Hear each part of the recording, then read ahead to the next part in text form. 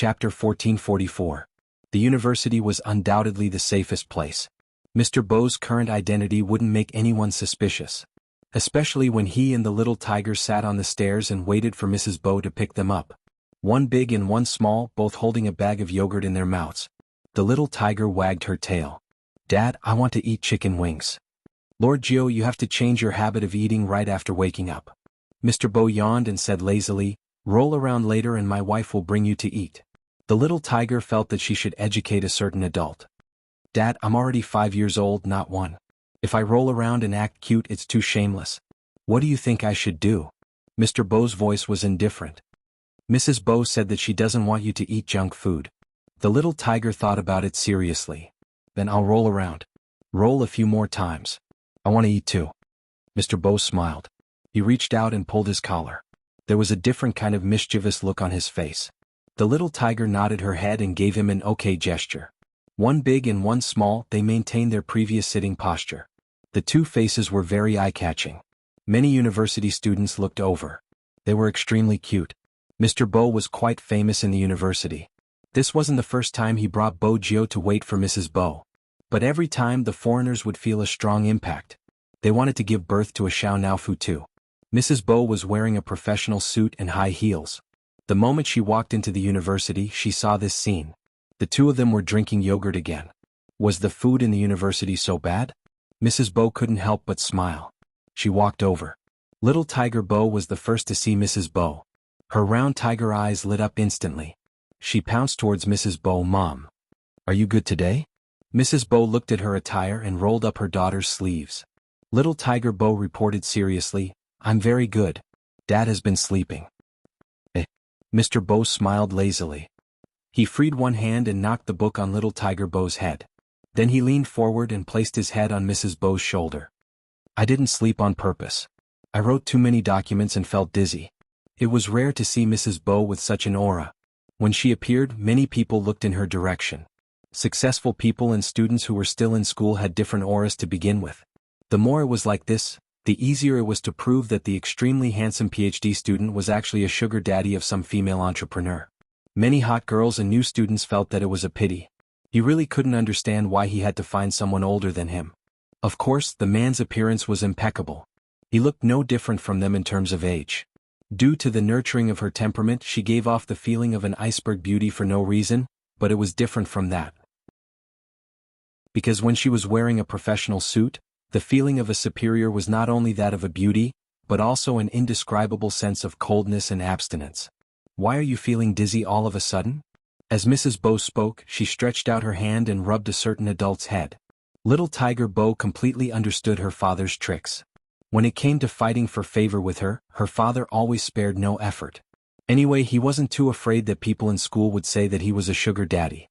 From a certain point of view, Mr. Bo was indeed like a little puppy. However, when the people beside him saw his actions just now, they all asked themselves if this was the evil senior they knew. They didn't feel like it. Mr. Bo didn't care about other people's opinions. Recently, Mrs. Bo had been too cold to him. He had to find some sense of existence. Little Tiger Bo didn't forget what happened just now. She wagged her tail and blinked her tiger eyes slightly. "Dad said that he wanted to eat chicken wings just now. His dizziness should be because he is hungry." Mr. Bo glanced over and raised his eyebrows. His Lord Gio and that fellow from the Qin family were so good that they knew how to use others as a shield. Chicken wings? Mrs. Bo seemed to be helpless between the two of them. She sighed slightly. "Just one meal.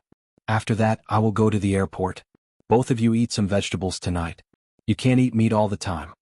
Mr. Bo hugged her waist and planted a kiss on her lips. "Don't worry, I will take good care of Lord Gio." Mrs. Bo didn't expect such a sudden action from him. The people around them were looking at them. Was he, no longer resisting letting others know what their relationship was? Or was he too young and always did things according to his mood? Mrs. Bo could more or less understand this from him. She tried not to talk about their relationship in public. It wasn't because he said anything, but she could feel it. After all, he didn't even introduce his tutor and some people he knew from school. Mrs. Bo understood him on this point. It was probably strange. They had been married for so many years. She would still care about such things occasionally. It was fine this time. The last time she came to pick him up alone, she saw a girl asking him out. He rejected her. That girl said, "You can't always live off a woman like this." Mrs. Bo knew about a man's pride, so she chose not to appear. But when she thought about it carefully, the situation at home. He got his degree by himself. The clothes he was wearing were indeed bought by her, but he didn't show any signs of liking or disliking them. Even his tomahawk was his own. He shouldn't have any negative feelings in this aspect. But the people around her said that she was born strong. Big boys like him usually liked cute and lively girls or little fairies. They liked to attach themselves to people and were romantic and innocent. Mrs. Bo didn't ask him about this aspect. After all, when this person looked at her, he was really clingy. She always forgot that they weren't suitable for each other. At the start, little Tiger Bo was still in Mrs. Bo's arms. Unknowingly, Mr. Bo carried her over and placed her on his neck. Little Tiger Bo grabbed her father's unruly hair and wagged her tail behind her. She didn't want to act cute. But when they saw such a handsome man with a little tiger on his head, people would look at him. Boss Lou? Mrs. Bo's surname was Lou. She followed chauffeur all year round. This time, when she saw her boss come out, she walked over and was about to open the car door. But Mrs. Bo stopped him. We will eat nearby. Old Juan, you should go and eat something too. Okay, Boss Lou. With that, Old Juan glanced in Mr. Bo's direction and greeted him respectfully. Sir. Although he didn't understand why Boss Lou chose such a person, since Boss Lou had agreed to it as a driver, he wouldn't say much. Miss Jill was as lovable as ever. Old Juan smiled as he looked at the little tiger. This was probably the most unusual and happiest family he had ever met. However, Boss Lou was usually too busy. As for Mr. Bo, there was something that was hard to explain. He liked to stick to Boss Lou too much, but he wasn't like an ordinary gigolo. He couldn't explain it. He just hoped that Mr. Bo wouldn't let Boss Lou down. It was always a happy thing to have chicken wings. There were cola, fries, and hamburgers on the table. Mrs. Bo was rolling up her daughter's sleeves. When she looked up, there was a hamburger in front of her. After seeing her take a bite, the person smiled. This smile didn't matter. The people eating here were all university students. Many of them looked straight at him. However, in the next second, he didn't know what happened. The person's fingers paused for a moment. He raised his gaze slightly and looked out of the window. The color of his eyes darkened. The sound of the police car rushing past rang in her ears. This wasn't the most important thing. Instead, it was a few people dressed in black under the tree. They seemed to be asking something. What's wrong? Mrs. Bo followed his gaze but didn't see anything. Mr. Bo took a bite of the hamburger. Nothing. I have classes in the afternoon. I probably can't send you off. Mrs. Bo paused. Then she smiled and said, I know. More. He probably had some concerns. This time there were more people who saw them. The meal was finished very quickly. When Mrs. Bo was around, Mr. Bo was still lazy. He waited until she left. After she left, he made a call. Come over and bring Jill back. Yes, boss. On the other end of the line was a very magnetic British voice. Little Tiger Bo had heard it before, but this time, it was a little different. It seemed a little deep. After around 5 minutes, a black Lamborghini appeared in front of the school gate. A black Lamborghini appeared in front of the school gate. A man got out of the car with something that looked like a suitcase in his hand. But a normal suitcase wouldn't be carried by hand. In addition, the person was wearing a black tuxedo and white gloves.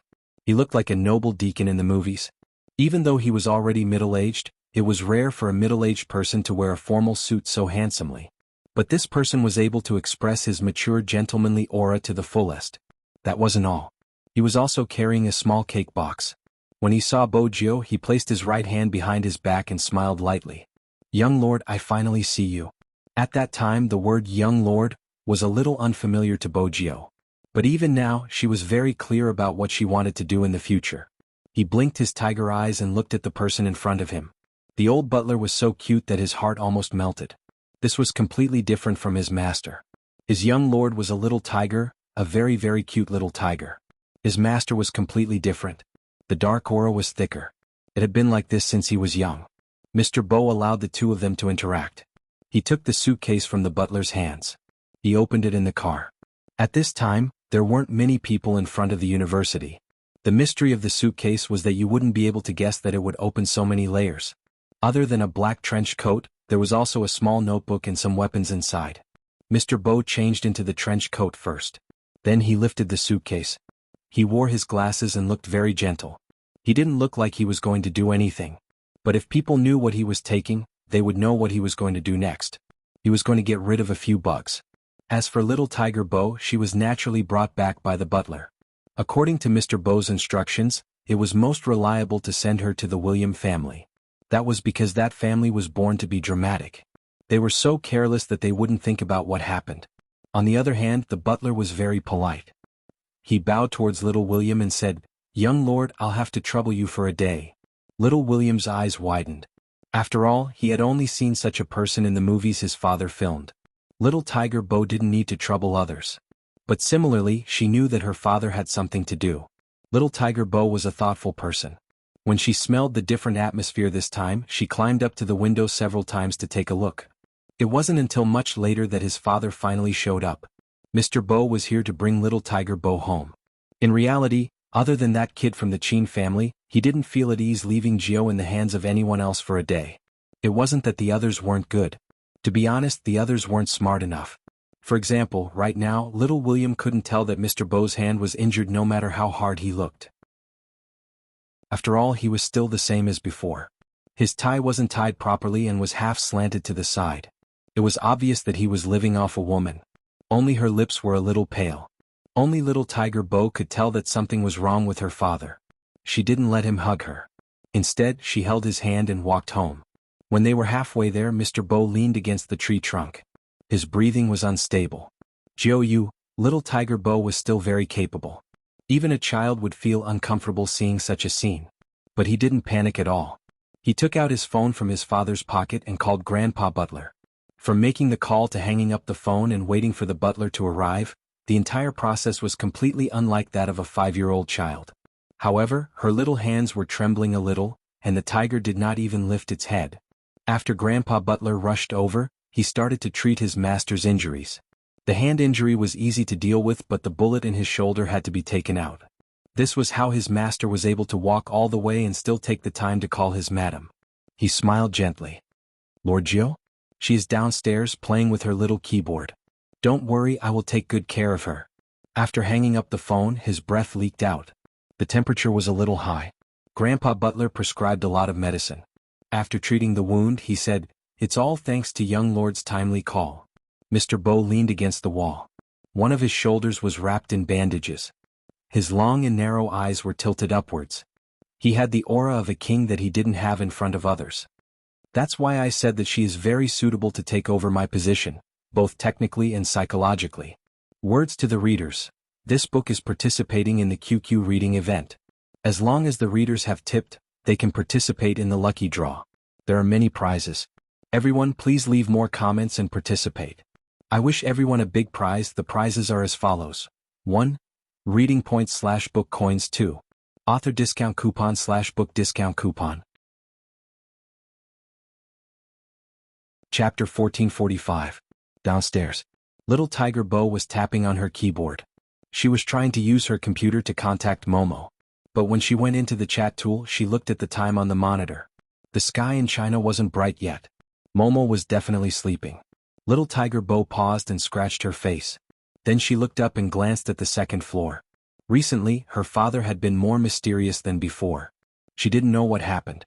If Momo was here, he could help her analyze it. Momo seemed to know everything. Little Tiger Bo hugged her little keyboard. She glanced at the gray profile picture again. Her tiger tail drooped and she couldn't help but mutter, "Momo, I miss you." At that time, Bojio was still young. She spoke in a childish voice which was very likable. It would make people forget all the mischief she had done when she was naughty. Chinamo had asked himself this before. What was so good about that person? He couldn't say it. But he couldn't find another person like that person. But there seemed to be something buried in his heart and he couldn't take it out. But even if he was half a world away, that person's shadow would still appear in front of his eyes. In China, there were many gatherings and rules after the Chinese New Year. It was especially so for aristocratic families like the Yin family and the Qin family. Hence, when the Chinese New Year arrived, Chinamo had to go to many places. He would visit every old general in the courtyard. In the north, this was called New Year greeting. The Qin family had always been conservative. They always valued Chinese etiquette. But this year, when Chinamo was greeting them, he was obviously distracted. When he saw the children there, he would pause for a moment. There were always fights in the courtyard. It was the kind of fight between boys. In the past, when they saw Chinamo, they would automatically restrain themselves.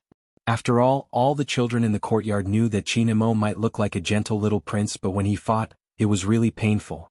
But today when they saw them gathering here, he acted as though he didn't see it. What was going on? The children couldn't understand. A little girl called Brother Imo came over. Chinamo didn't turn back. This was really not in line with his usual etiquette. Just when all the children noticed that Chinamo was different, Chinmo's eyes lit up.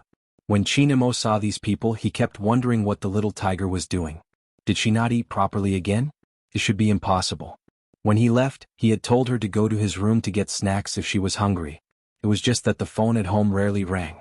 Because of this, he specifically told Aunt Zhang that if there was a call, she had to tell him no matter what. There was no movement on the internet either, although he did not want to admit it. But there was a thought that was getting stronger and stronger. Worried about the time he was away. A certain someone had forgotten about him while playing. After all, she loved to play. Little Tiger Bo really wanted to play with someone for a while.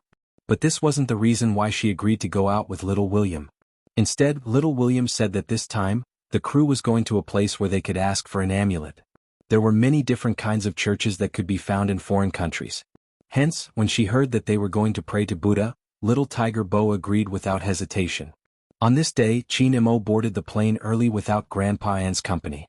If they continued to wait, they would only be able to leave after 10 days. Chinamo couldn't wait that long. It wasn't because of anything else. He just felt that it was time to go back. Jiang City International Airport. When the ticketing officer saw such a young child at the security check, he confirmed again.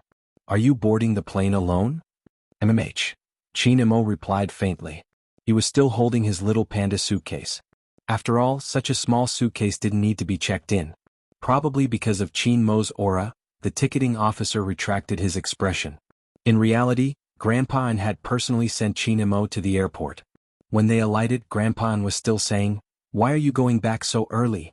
Do you miss Gio?" Chinmo's little face didn't show any expression. "But it's time to go back." "Oh."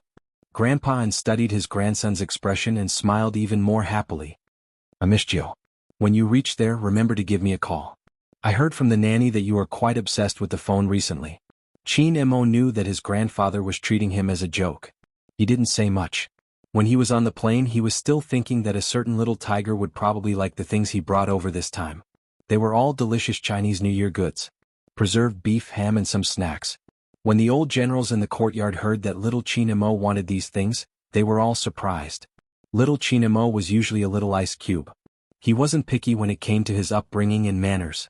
However, compared to their grandchildren, he matured too early and didn't eat these things at all. This time they didn't know what was going on. He even got someone to bring 3 big bags of fried dough twists from Jinwei. Not to mention the local snack of Jiang City, donkey rolling. He bought at least 5 boxes. It was indeed a festive atmosphere. But who was he going to feed these things? No one knew. After all, Chinamo had already boarded the plane. On the other side of the ocean. Little William was happy. He had long heard that the little demon from the east wouldn't be back for a while. This way he wouldn't feel pressured when interacting with Gio. He wasn't afraid of the little demon. Yes, he wasn't afraid at all. "What are you doing?" Bo Gio couldn't understand why William was walking around. Little William coughed lightly. "Nothing." So he really wasn't around. "That's good.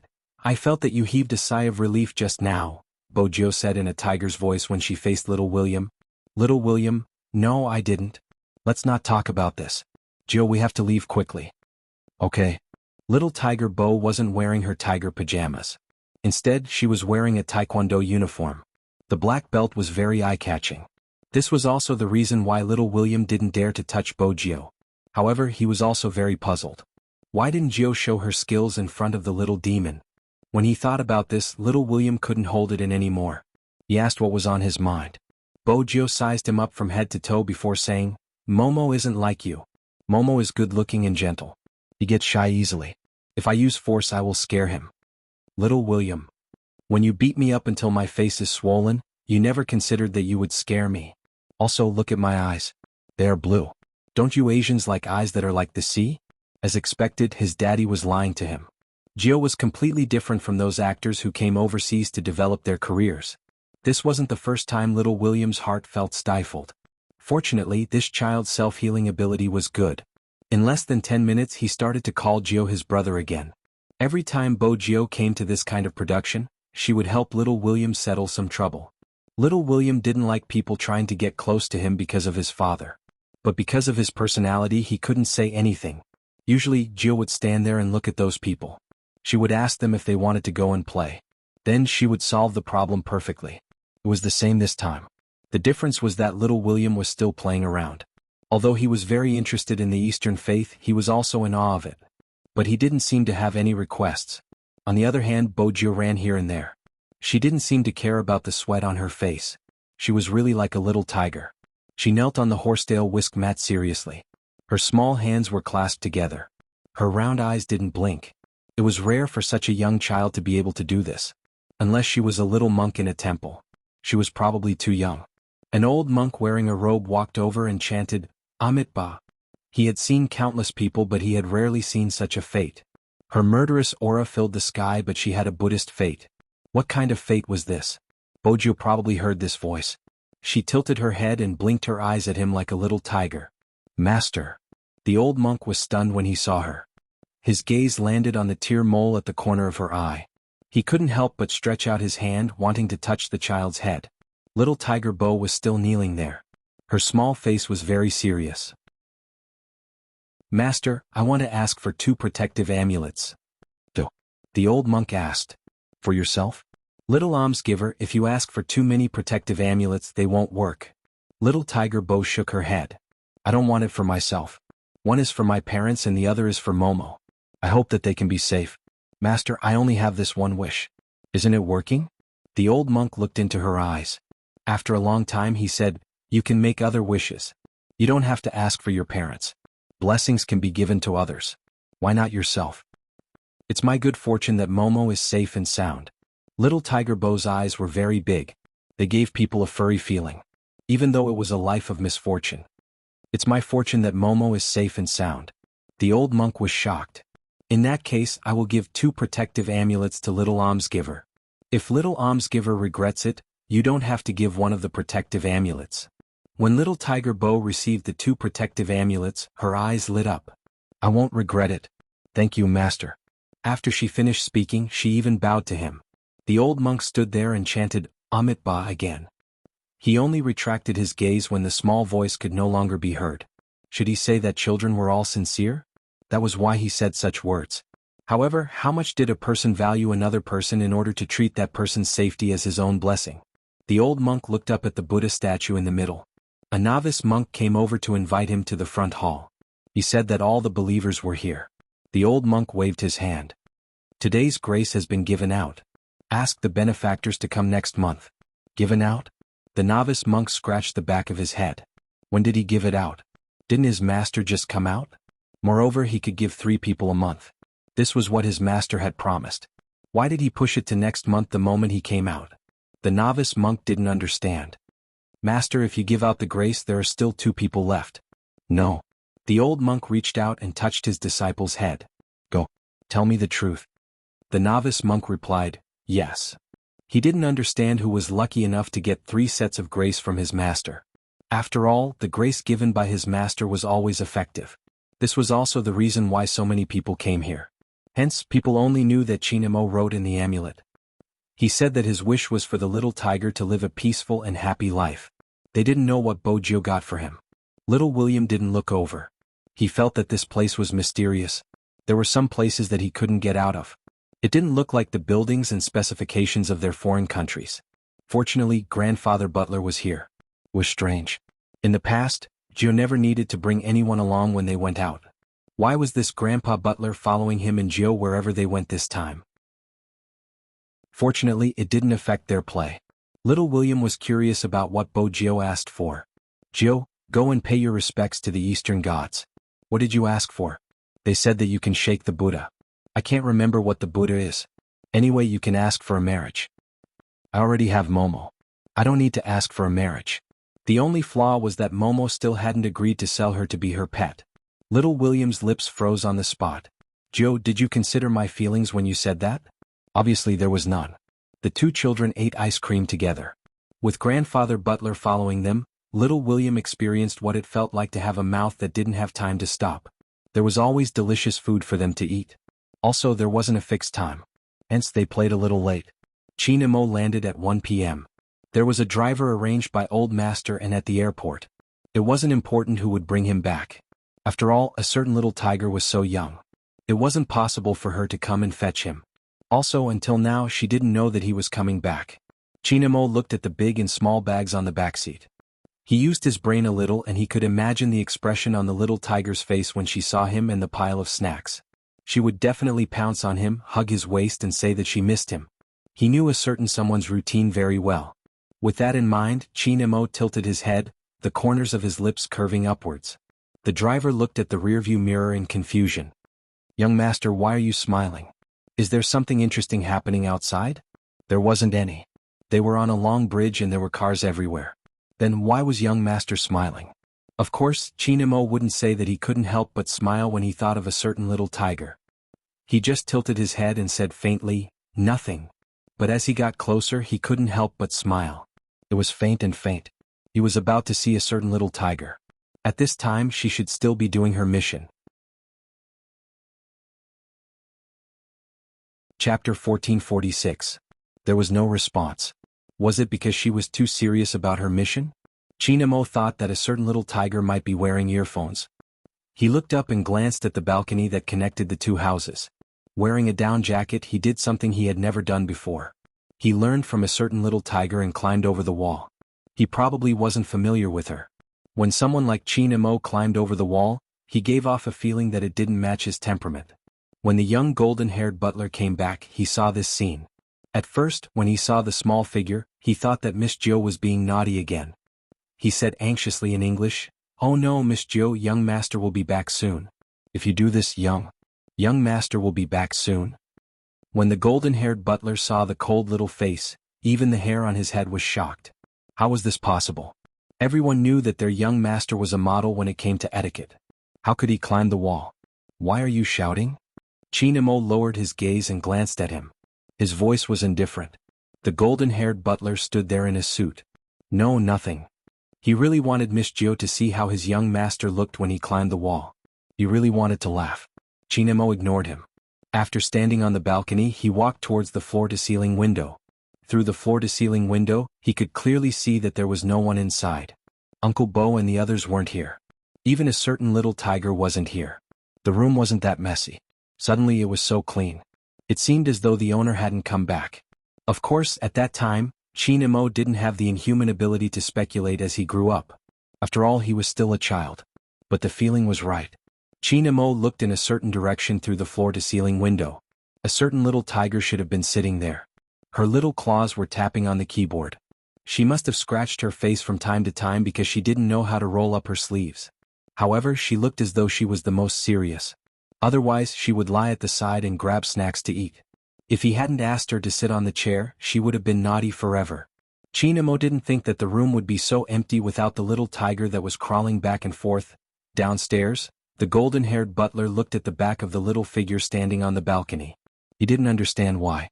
From his angle, his young master's face seemed a little disappointed. He didn't wait for him to see clearly. Chinamo slid down the wall. What was going on with the Bo family recently? He didn't know if it was because he was too serious about this problem, or if he didn't have any experience in climbing walls. When Chinamo came down, he accidentally cut his hand. The young golden-haired butler exclaimed and hurriedly ran over. "Young master, are you all right?" "I just wiped my hand. What can happen? Let's go back first." Chinamo tilted his head and glanced at the back of his hand. His face was as calm as ever. He was still wearing the small black down jacket. Chinamo really didn't expect that the little tiger wouldn't be around at this time. It wasn't because of what her grandfather had said, but because he missed her. How could he be so childish? Once again, Chinamo denied his grandfather's words. However, his eyes turned to look behind him. He bought her so many things. I wanted her to see it sooner. That was why he didn't even go home and went straight to the Bo family's house. Chapter 1447. The golden-haired butler felt a little disappointed. His young master felt a little disappointed. Was it because of the huge difference between Chinese and Western culture? He couldn't find a better adjective? Or was it because Miss Jo wasn't by his young master's side today? That was why he felt that the tall and straight back view was different from other times. It made sense. Usually at this time. What was his young master doing? He was either helping Miss Gio to roll up her clothes or helping her to put on a scarf. He would even put on a hat so that Miss Gio wouldn't see the road. He wanted her to not be so naughty and obediently let his young master hold her hand and walk. But today his young master didn't do any of these. When he walked forward he felt a little lonely. He couldn't remember the Chinese saying. Anyway, it was just a lonely shadow. At this moment, a car light suddenly shone over. At this moment, Qin Imo realized that the sky had turned dark. He turned his head and saw that the car was parked in front of the Bo family's house. But that car didn't belong to the Bo family. Just as Qin Imo furrowed his brows, the car door was suddenly pushed open. The car door was suddenly pushed open and a little tiger jumped out. She shouted, "Momo, Momo." She pounced towards his direction. Because she was too happy, little tiger Bo forgot to control her strength.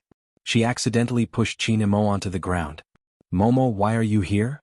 Her big tiger eyes were round and black. She couldn't hide the joy in her eyes. Qin Imo didn't correct her about her strength. This was the first time he didn't tell little Bo Gio not to pounce on him so easily. Instead, he turned his head and placed his hand on her waist. He probably wanted to enjoy this reunion after a long time.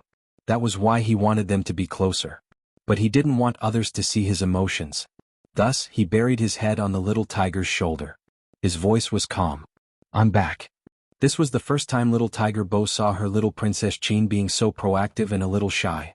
She happily took out the amulet she had begged from Master. Without thinking, she pulled a red string and put it around his neck. "Momo, a present for you." Qin Imo replied, "Emich." His voice didn't sound like anything. But the young golden-haired butler could see the slight difference when he looked at him. The smile on his young master's face was too obvious. Was he that happy? Also, don't think that young Master Zen is nothing. Except for the things that Miss Gio gave him, he would accept them. If anyone else offered it to him, he would politely reject it. As long as the person who gave the gift was Miss Gio. Whether it was a small stone, a wild mushroom, or that huge piggy bank. This kind of inconspicuous thing was placed in the most conspicuous place in the room by the young master. It was impossible for others to touch it. On the other hand, the young master loved it when people asked him questions like, "Where did you buy this tiger piggy bank? It's rare to see such a big one." The young master would always reply lightly, "A certain little tiger gave it to me." In fact, the corners of his mouth were curling up slightly. At that time, the young butler inexplicably understood why the young master would place these things in the most conspicuous place. He was clearly showing off. Now, it seemed that the young master had one more thing to show off. The two little people hugged each other on the ground for a long time. Little Tiger Bo was still instructing, "Momo, the amulet can't leave your body. If not, it won't work. Momo, you must listen to me." Listen to me." At the end of her sentence, little Tiger Bo stretched out her hand and touched Qin Mo's head. Grandfather Butler wasn't around. Besides the driver and the bodyguard, there was another person in the car. It was little William. He always felt that Gio had a special characteristic. It was that after seeing that little demon from the east, she would automatically block everyone around her. Little William followed them and called Bo Gio. Then he said, "Gio, let's meet at another place tomorrow. If Uncle Bo doesn't come back today, come to my house and sleep." Grandfather Butler said not to stay at home alone. Little Tiger Bo didn't feel anything when she heard this. This was the sentence that little William said the most these 2 days. When had little Tiger Bo ever listened to him? But the moment Qin Imo saw little William, the color of his eyes darkened. A certain little tiger alighted from William's family car. Also, sleep.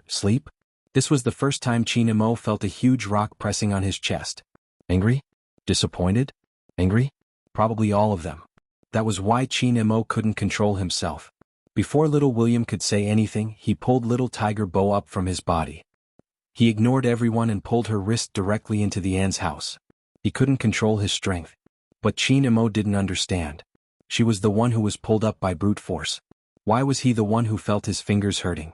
The place where he got scratched when he climbed over the wall just now seemed to be on fire. It was burning. It seemed as though something was burning in his chest. He thought that she would listen to him and not go out with anyone else. He admitted that his possessiveness wasn't normal. As an ordinary child, how could she not play with others? But Qin Imo couldn't control his thoughts. For example, he kept thinking that this was the little tiger he was raising. The little tiger should only look at him and play with him. She shouldn't be close to others. He only raised this little tiger. He wasn't interested in other people at all. Since he could do it, a certain little tiger should be able to do it too. But not only did she not listen to him, she even became so intimate with little William. When Chin Imo lowered his gaze, he tried to calm his emotions but he couldn't. Little Bojio, how many times have I told you? You're a girl. Can't a girl be reserved? Little Tiger Bo's small face was serious. I'm very reserved. You pounce on people whenever you see them. Is that considered being reserved? Chin Imo knew that he was venting his anger but he couldn't control it. Little Tiger Bo's round eyes were a little gray. Momo, if you don't like me like this, I won't pounce on you in the future. This isn't the first time you said this. You even said that you would listen to me obediently. Forget it, why am I telling you this? Little Bojio, I've said it before, if you want to play with others, don't play with me.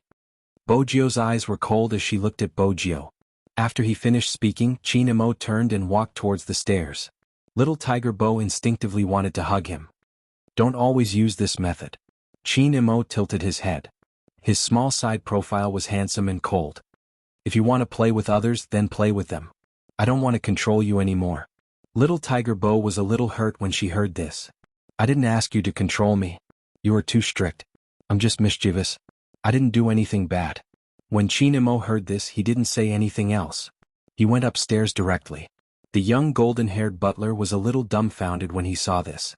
After all, he had never seen these two little people quarrel. Miss Gio and his young master were so close that people would think that they were biological siblings. After all, when his young master treated Miss Gio, he always spoiled her. Hence, no matter what Miss Gio did, he never got angry. At most, he would frown and lower his gaze to clean up Miss Gio. Miss Gio, on the other hand, liked to give gifts to his young master. She always acted like she wanted to take care of him. In this house, Miss Gio was the one who poured water and brought fruits. This was the first time the two of them quarreled. The young golden-haired butler wanted to say something. Little Tiger Bo couldn't take it anymore. She stood there not being stubborn anymore. Her little head was lowered. No one knew what she was thinking about. Then she lifted the little keyboard and walked out of the door. She was listless the entire time. She also wondered if she was being too passionate at times. But she thought that Momo liked it. If not, Momo wouldn't allow her to fool around. She knew that she was mischievous. But she had been controlled for so long. How could he just ignore her when he said so? Couldn't he be more trustworthy? Little Tiger Bo was so angry that she threw the little keyboard in her hands. She didn't want it anymore. But the moment she threw it, she remembered the scene of that person dismantling the little keyboard and reassembling it. She ran back and picked up the little keyboard on the ground. When Mr. Bo saw this scene, he pushed his motorcycle up and lifted his helmet. He whistled in a very cool manner and said lazily, "Who made my Lord Joe angry? I don't want to play with little princess anymore. He doesn't like me at all." Little Tiger Bo hugged the little keyboard. Her lips were pressed into a line. Before Mr. Bo could say anything, Little Tiger Bo opened her mouth again. Little Tiger Bo opened her mouth again. "Dad, can I kidnap little Princess Chin? He won't like me anyway. After I kidnap him, he might fall in love with me after some time." Mr. Bo tilted his helmet and knocked Little Tiger Bo's head. "If you want your dad to be wanted by the entire world, kidnap your little princess. What should I do? Sigh, I'm so frustrated." Little Tiger Bo tilted her head and lowered her voice. "I haven't seen Momo for a long time. But Momo said that I shouldn't be reserved and that I shouldn't keep pouncing on people." Mr. Bo, who was used to being his daughter's relationship counselor, agreed with her. His voice was still casual. He wore a leather jacket and jeans, looking very cool. "You really shouldn't be so proactive. You should keep that little ice block from the Chin family hanging. Don't say bad things about Momo." Little Tiger Bo was still very protective of her child. "I should be the one saying it. Mr. Bo. Was this daughter his biological daughter? All right, Lord Joe, let's talk tomorrow." Mr. Bo reached out and picked up the little tiger. He placed her on his neck. "Let's go home and sleep." "Amich," Little Tiger Bo replied. Then she seemed to have thought of something. She grabbed her father's hair with one hand and took out another amulet from the pocket of her jacket with the other hand. "That, Mr. Bo, I refuse to listen to you praising your little princess anymore." Chapter 1448. Little Tiger Bo widened her eyes. She had a serious expression on her face. "I praise my little princess because he is too good. For example, he knows things that Dad doesn't know. Mom says that he has a scholarly aura. He isn't like Dad who can't pretend no matter how hard he tries. Not only does he feed me, but he also tells me stories before I sleep and teaches me how to write. Dad, you don't know how to write. In the yard surrounded by white fences, Mr. Bo threw his motorcycle into the yard casually. He didn't seem like an adult at all. Lord Gio is too much. What do you mean by pretending? I'm a PhD student, understand? I bought it. Little Tiger Bo sat on his neck and grabbed his hair. She glanced down. Dad, don't talk about this anymore. I want my face too. After all, Mom always says that I'm like you. Mr. Bo yawned and smiled devilishly. Isn't it good to be like me? That little ice block from the Chin family probably doesn't even know how to climb over a wall. How boring. Little Tiger Bo blinked. Momo wouldn't do something like climbing over a wall. Is that so? Mr. Bo tapped the black cutter on his wrist. It projected a scene of a little ice block climbing over a wall. There was a surveillance camera in front of the Bo family's house. This was why Mr. Bo could go out and do some things without worry even if there was no one at home. It was because it could be monitored 24 hours a day. After little Tiger Bo saw the scene, she made a decision in her heart. She definitely wouldn't let her little princess climb over a wall in the future. It was too dangerous. After being interrupted by Mr. Bo, little Tiger Bo almost forgot to give him her amulet.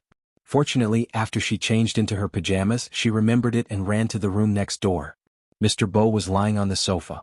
Little Tiger Bo knew that this was her dad's habit. When her mom wasn't around, he liked to sleep like this. He was like a cheetah that was ready to wake up anytime. Dad, this is for you and Mom. Little Tiger Bo placed the amulet in Mr. Bo's palm. Mr. Bo raised his eyebrows and wore it. He wasn't superstitious, but the Bo family did have this origin. There was one thing that was true. Gio was too suitable to take over his job. Even if this path was difficult. But that seemed to be the case. Some people were destined to bear the responsibility the moment they were born. Mr. Bo leaned on the sofa.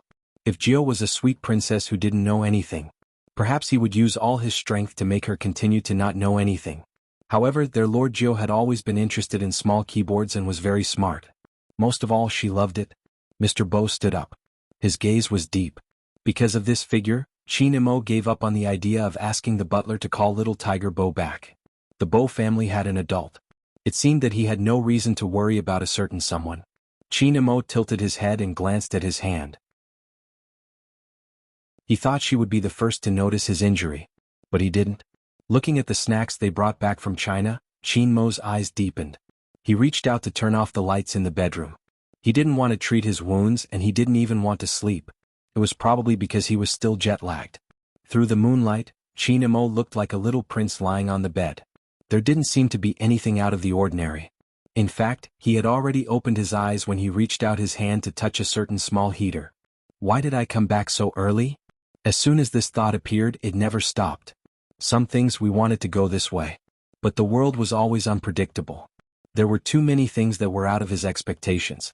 This was the first time the young Chinamo knew what insomnia was. But due to his upbringing and etiquette, he wouldn't toss and turn over. He just looked at the seat beside him. A certain little tiger's liking was probably different from his liking. His liking was to monopolize a person. But she wasn't. If that was the case, everything was meaningless.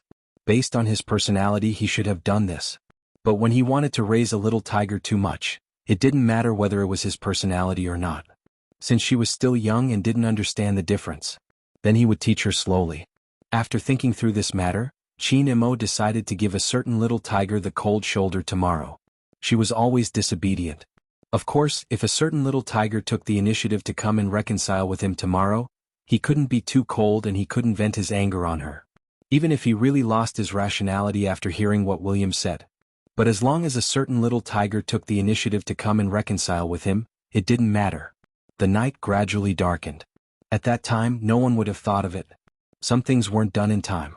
In the future, they might regret it. Unknowingly, fog started to appear outside. The suitcase that Mr. Bo carried over suddenly rang. This made him, who hadn't slept soundly, open his eyes suddenly. There was a tracking setting inside. Once it locked onto the target, it would make a sound. Without any delay, he unlocked the small suitcase. When he opened it, there was a screen. There was something that looked like a keyboard below. His slender and fair fingers just tapped on it twice. The ordinary screen was changed. It was changed to the most accurate lock-on route map. He used the buttons on the keyboard to enlarge the map. His face, which had always been handsome and devilish, suddenly paled to the extreme. Mr. Bo, who had always been confident in everything, no longer had that sloppy and lazy attitude. He didn't even wear his jacket. He lifted the suitcase and rushed out of the door. Hearing the sound, little Tiger Bo walked out in a daze. She rubbed her eyes and asked, "Dad, where are you going?" It wasn't that her dad had never gone out at night before. It was just that he had never gone out in such a hurry. Even his back view exuded an indescribable feeling. Hearing little Tiger Bo's voice, the slender figure paused for a moment. Then he turned around and emptied one hand to caress Bo Jio's head. "I'm going to fetch Madame Bo, Mom?" Little Tiger Bo knew that her mom was on a business trip. Didn't she say that she would come back in a few days? But it was good that she could come back early. This way, after her dad had her mom, he would be more restrained. With her mom by her dad's side, he wouldn't do anything too dangerous. Little Bo Jio would always remember that day. Because on that day, the Bo family had undergone an earth-shattering change. The weather outside was very cold. But Mr. Bo didn't seem to feel it at all. Even though he was riding a motorcycle and didn't wear any protective gear, his side profile didn't reveal any expression. That pair of eyes seemed to be dyed with endless darkness. He had never expected that group of people to appear at that place. The city where Madame Bo was on a business trip. This couldn't be a coincidence. There couldn't be such a coincidence. When the old butler received his master's call, it was in the wee hours of the next day. He had never heard his master's voice like that before.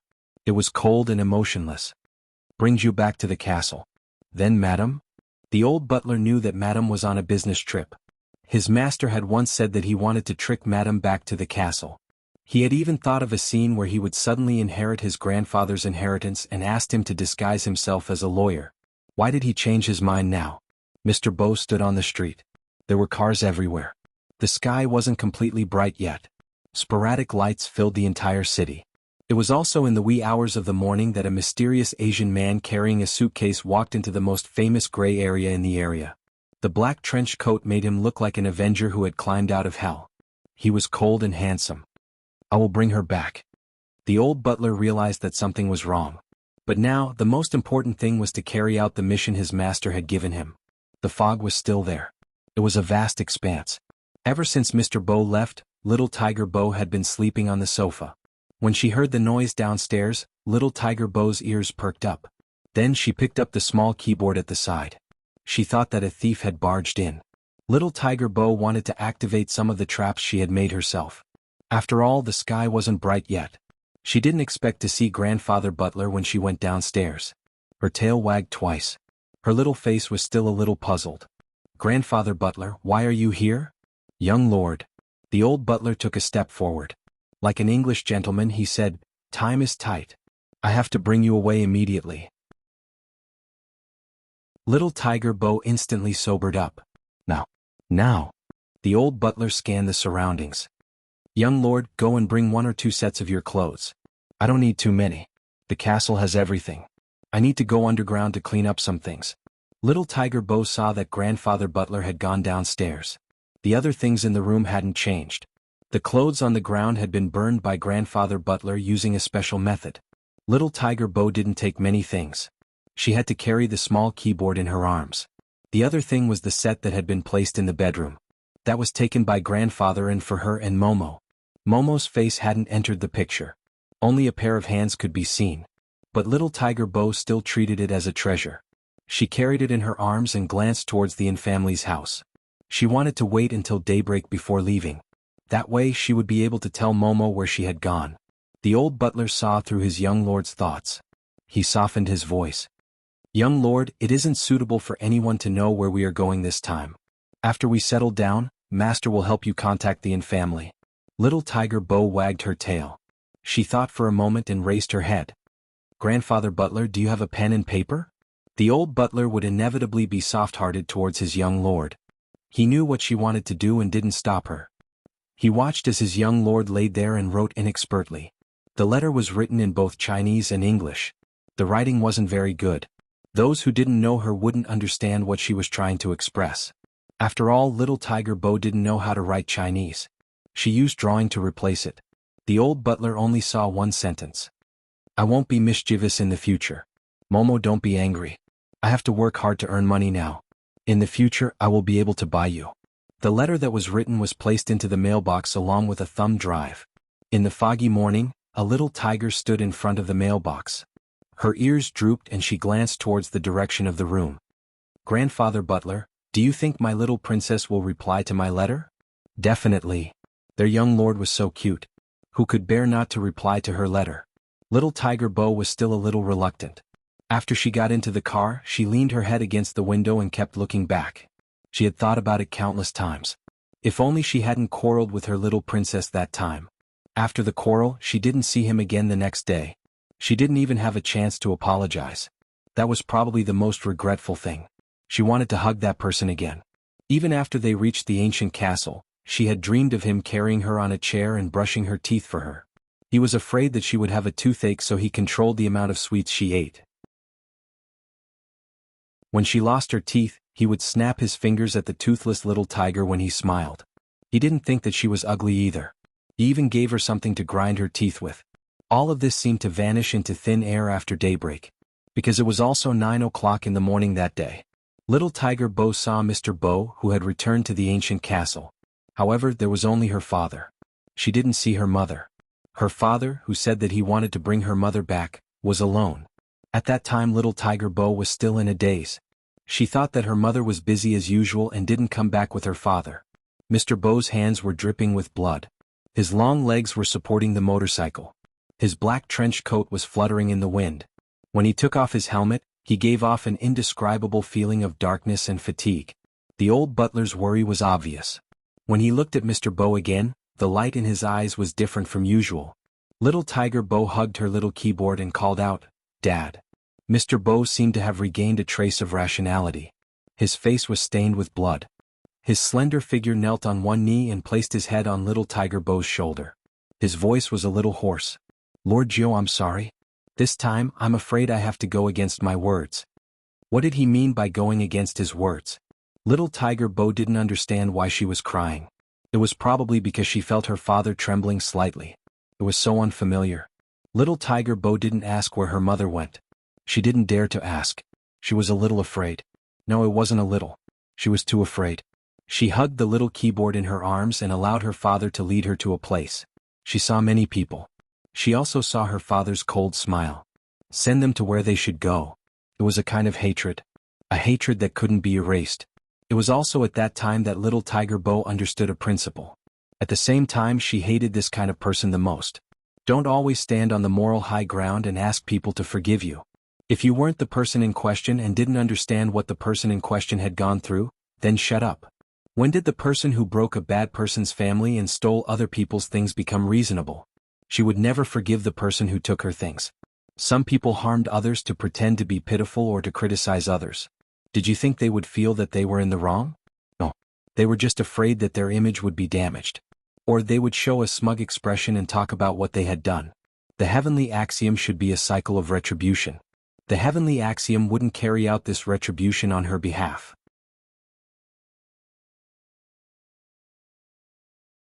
Chapter 1449. At that time, China Mo, who was sitting at the dining table, didn't know what his little tiger was going through. But when he looked up at the clock on the wall for the third time, he didn't touch the pork and century egg porridge in front of him. The young golden-haired butler was anxious. After all, Chairman An had asked him to take good care of his young master these 2 days. Besides the chef, he was the only one here. How could his young master not eat? The golden-haired butler probably knew why his young master didn't have a good appetite. He suggested in English, "Why don't we go to Miss Jo's house? After all, Mr. Bo doesn't have the habit of cooking breakfast." China Mo tilted his head and glanced at the golden-haired butler, his voice faint. "Do those things have anything to do with me?" The golden-haired butler choked and didn't know what to say. He thought this was the end of this matter. After a while, China Mo stood up. On the other side, China Mo stood up, seeming a little indifferent. "Bring the snacks I brought from China and today's century egg and lean meat congee over." The young butler wanted to say, "Didn't you say that those things had nothing to do with you? In the end you still asked me to send the food." China Mo thought about it. No matter how naughty the little tiger was, he couldn't let her starve. That was how raising a child was. He sent the butler to send the food while he sat in the living room. He took a book but couldn't read it. When the butler came back, China Mo looked up. What did she say? The young golden-haired butler exclaimed and placed the things in his hands in front of him. Qin Mo's gaze landed on it. It was the things he had given him previously, untouched. His brows slowly furrowed. The butler watched as his young master's handsome face turned colder and colder. He hurriedly said, "It's not that Miss Jiu didn't accept it, there's no one in the Bo family." "No one? So early?" Qin Mo replied, "Got it." His gaze landed on those things again. Even the boxed pastries had a shelf life. He had specially found a chef to make the pastries. Plus the time it took to fly over. Qin Mo lowered his gaze. There were 2 more days. Forget it, he would send it over at night. Even so. On this day, Qin Mo didn't do anything. He looked like he was reading a book. An entire day had passed but he didn't even flip that page. Not to mention eating. The blonde butler looked at the unmoving steak on the table anxiously. However, there was still no one from the Yin clan. It was finally dusk. Only then did their young master seem to have a soul. He stood up from the sofa and wrapped those things up again. "Go and deliver it again." "Yes," the golden-haired butler answered readily. In less than 2 minutes he was back. Qin Mo looked at the things in his hands, his eyes dimming. Still no one. "Mr. Bo came back a little late today. He must have taken Miss Jiu out to play. I'll send him back at 10 p.m. The young butler was still too naive. Qin Mo nodded and sat in front of the dining table. Just as he was about to pick up the napkin, he suddenly remembered something and put it down. He hadn't seen the little tiger for 24 hours. If she followed Uncle Bo, what would he bring her to eat? As long as it wasn't junk food, it was fine. After eating it the last time, her stomach had been bulging. He had to rub it for a long time before she stopped feeling uncomfortable and knew to sleep well. In that instant, Qin Mo thought of many things. Maybe a little later.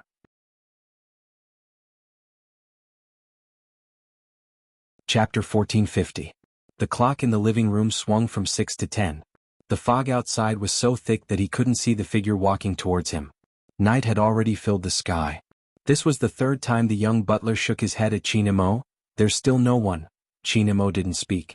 But the butler could see that his young master's disappointment was too obvious this time. If Qin Mo couldn't sleep yesterday, he couldn't sleep. But today the feeling was even deeper. At 2 in the morning he didn't tell anyone. He got up, put on his long black down jacket and walked in the direction of the Bo family's house. His back was small but it was tall and straight. He pressed the doorbell but there was still no one. Did she not come back today? Qin Mo thought. He reached out and started to climb the wall again. He had learned all her bad habits. Qin Mo stood on the balcony and looked into the house through the floor-to-ceiling window. It didn't look like anyone was there. He reached out and pushed but it didn't open. There was one thing he couldn't compare to a certain little tiger.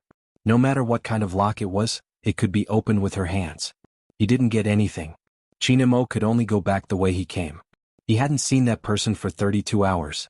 Even if he wasn't willing to admit it.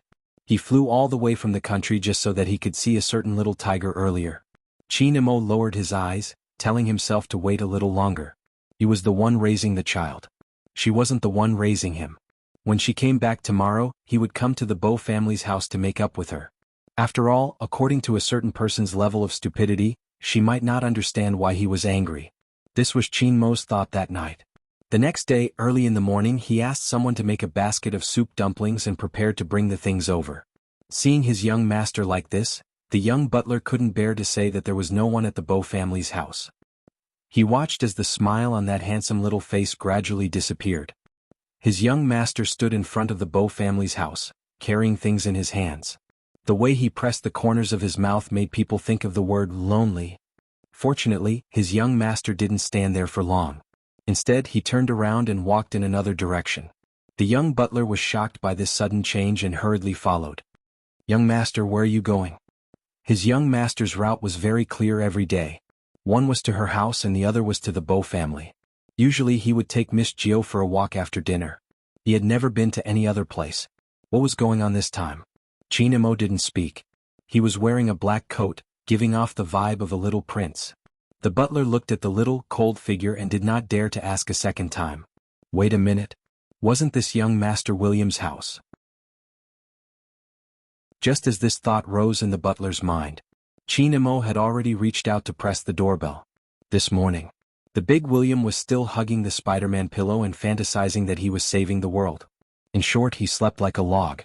After all, it was still early and the alarm clock had not yet rung. What he didn't expect was that he would be dragged out of bed. Who was it? Who was so uncultured as to disturb his dreams? After William opened his eyes, he wanted to express his dissatisfaction in an imposing manner. But when he saw a certain handsome and exquisite little face in front of him, he immediately withered.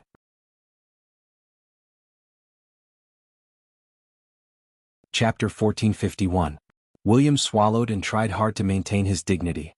Why did you come to my house? Chinamo glanced at him and then threw him aside.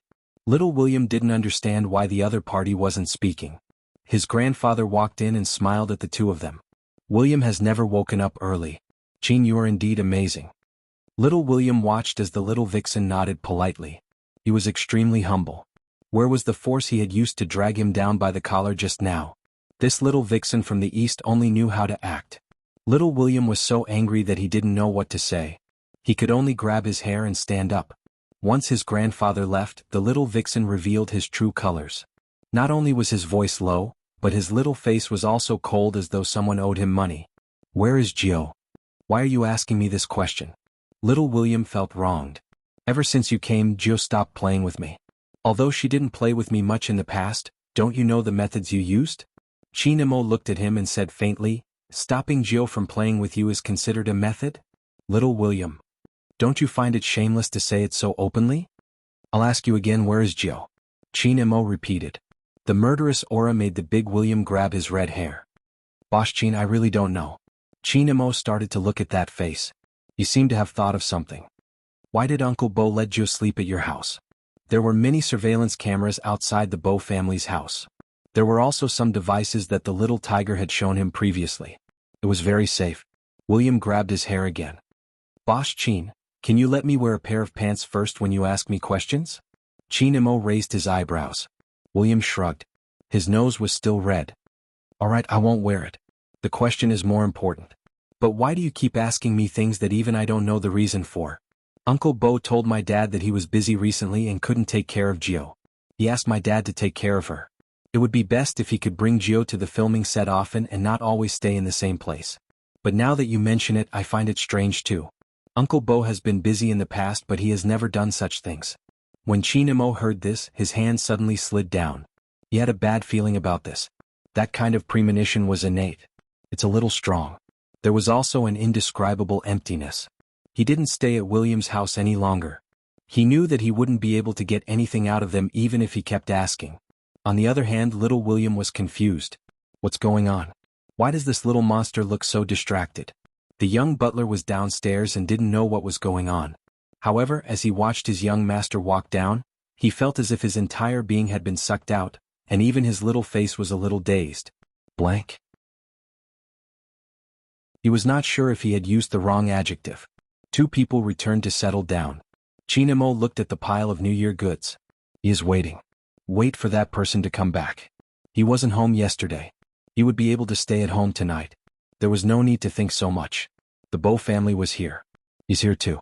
Where else could the little tiger go other than here? He had to wait patiently. Otherwise, if the little tiger couldn't find him when she came back, she would definitely droop her pair of tiger ears and not speak. Chinamo told himself not to be too impatient and not to think too much. Everything would become better.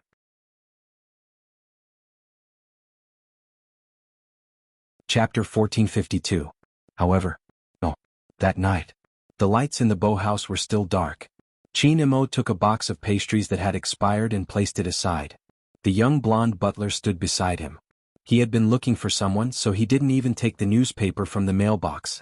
The atmosphere in the inn-house had never been so low. Their young master hadn't eaten for 2 days. The young blonde butler couldn't wait any longer. He called Chairman In. When Chairman In heard the news, he put down his work and planned to rush over. But there was a large meeting on hand that he couldn't push off. Hence, 5 days later, Chairman In flew over. During this period, he had a video call with his grandson. He also understood that if he didn't fly over, something might really happen. Chinamo was still the same. Nothing could be seen on the surface. Rather than saying that he couldn't see anything, it would be better to say that there was something he didn't want to admit. He had clearly sensed something, but he didn't want to admit it. Children were all like this. They hoped to grab onto a certain hope. In the past, old Master In thought that his grandson wouldn't be like this. But when he saw his grandson in front of him, he realized. In front of the person he liked, he was no different from an ordinary child. 5 days passed. The New Year goods that Qin Mo brought back for a certain little tiger couldn't be eaten anymore. He still remembered when he was about to return to China. The little tiger had curled herself into a ball and laid in his luggage. She had opened her eyes wide and asked him if he could check her back. Why didn't he fight for it back then? When Qin Mo asked himself, his lips were a little pale. After Grandpa and saw his grandson, he asked the kitchen to prepare dinner before he sighed deeply. I will try to contact your Uncle Bo. His grandfather's return gave Qin Mo some hope. He had been waiting for this day. When old Master called, he couldn't get through. He could only spend money to investigate, but they didn't find anything. The only result was that, unbeknownst to him, the villa next to him had transferred the account to him. When he found out about this, old Master roughly understood what was going on. The Bo family had left. Something big must have happened. Even old Master who had a friendship with Mr. Bo, didn't have the address of the castle. Hence he couldn't find the Bo family. How to explain it to his grandson was a problem. Old Master had never thought that this would be the end of the story. Ever since his grandson met Gio, he had changed a lot. Perhaps he had changed too much. So much so that when he picked up the game controller to play games instead of reading, he was stunned. Old Master froze for a moment. Because his grandson's back was facing him, the little figure sat on the ground and put down the game controller in his hand. His voice was still indifferent. Grandfather, I was wrong. I shouldn't be so proud. I know that she only knows how to play with her little keyboard, play games and write programs. She doesn't know the ways of the world, but I'm still waiting for her to apologize to me. Grandpa, tell Uncle Bo that I know I was wrong. Ask him to return the little tiger. I will take good care of her this time. Even if she is naughty and wants to play with little William next door, I won't care about her. At most, I will break little William's legs.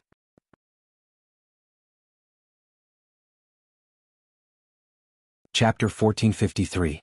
No one knew how old Master felt when he heard his little grandson say, I was wrong. He knew his grandson better than anyone. It was probably related to his birth. No matter how humble his family was, his pride couldn't be changed. Not to mention that he had been very sensible since he was young. Even if he had done some black-bellied things and was thrown into the army, he had never said the words, I was wrong. Old Master who had always doted on his grandson, felt his heart ache. But there was nothing he could do. If the Bo family really disappeared, no one would be able to find them. This was the rule of the underworld. At this moment, old Master thought of something. Someone was spending a lot of money to buy information about hackers. Could this be related? But no matter what, even if it was related, he couldn't contact them. The family fell into a silence that they had never experienced before. In fact, it was normal. If a certain little tiger had never appeared, perhaps this was the normal state of the family. After all, Qin Mo only liked to play chess and read books. He didn't want to play with anyone. It wasn't strange that the family was quiet. But that little tiger had appeared. Not just appeared. He even bought snacks for her in his drawer. Because that little tiger loved to climb over the wall. There was never a quiet time when she crawled around and her body would get dirty from time to time. He had to wash her hands many times a day. So at Qin Mo's place, he would even prepare 3 sets of little tiger clothes in the closet. Not to mention the small meat pads he bought for her that were afraid of her own hands. People always said, when you see something familiar. But there was never that familiar person again. His heart would feel empty. Qin Mo didn't feel empty.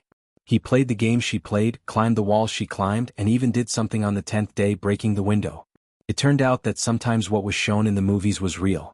Only by sleeping in the place where she used to be could he close his eyes and wait for dawn.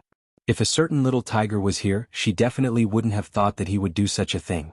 Qin Mo glanced out of the window indifferently. His fingers pressed on the pillow that a certain someone often rested on. This state lasted for half a month. Old Master knew that it couldn't go on like this.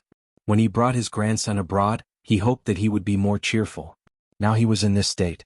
Grandpa was really worried that something would happen. But there were some things that were difficult to say. Until 20 days later. During lunch, Grandpa brought up the topic. Mo, your mom and dad have both gone home. Your dad said he wants to bring you along before he goes to the army. Grandpa thought about it too. If you stay in the army, there will be more people accompanying you. Old Master only wanted his grandson to have a change of environment. After all, he was still a child. Perhaps he had forgotten something. Not so much. Grandpa An was afraid that his grandson wouldn't be able to wait for the little tiger of the Bo family and would fall first. Unexpectedly, that little person put down the knife and fork in his hand, but there was no emotion on his handsome little face. Grandpa An was stunned by that one word. He didn't expect his grandson to agree so quickly. But grandfather, you have to promise me one thing. Chinamo lowered his voice. Don't sell this place. If she comes back, she won't be able to find it.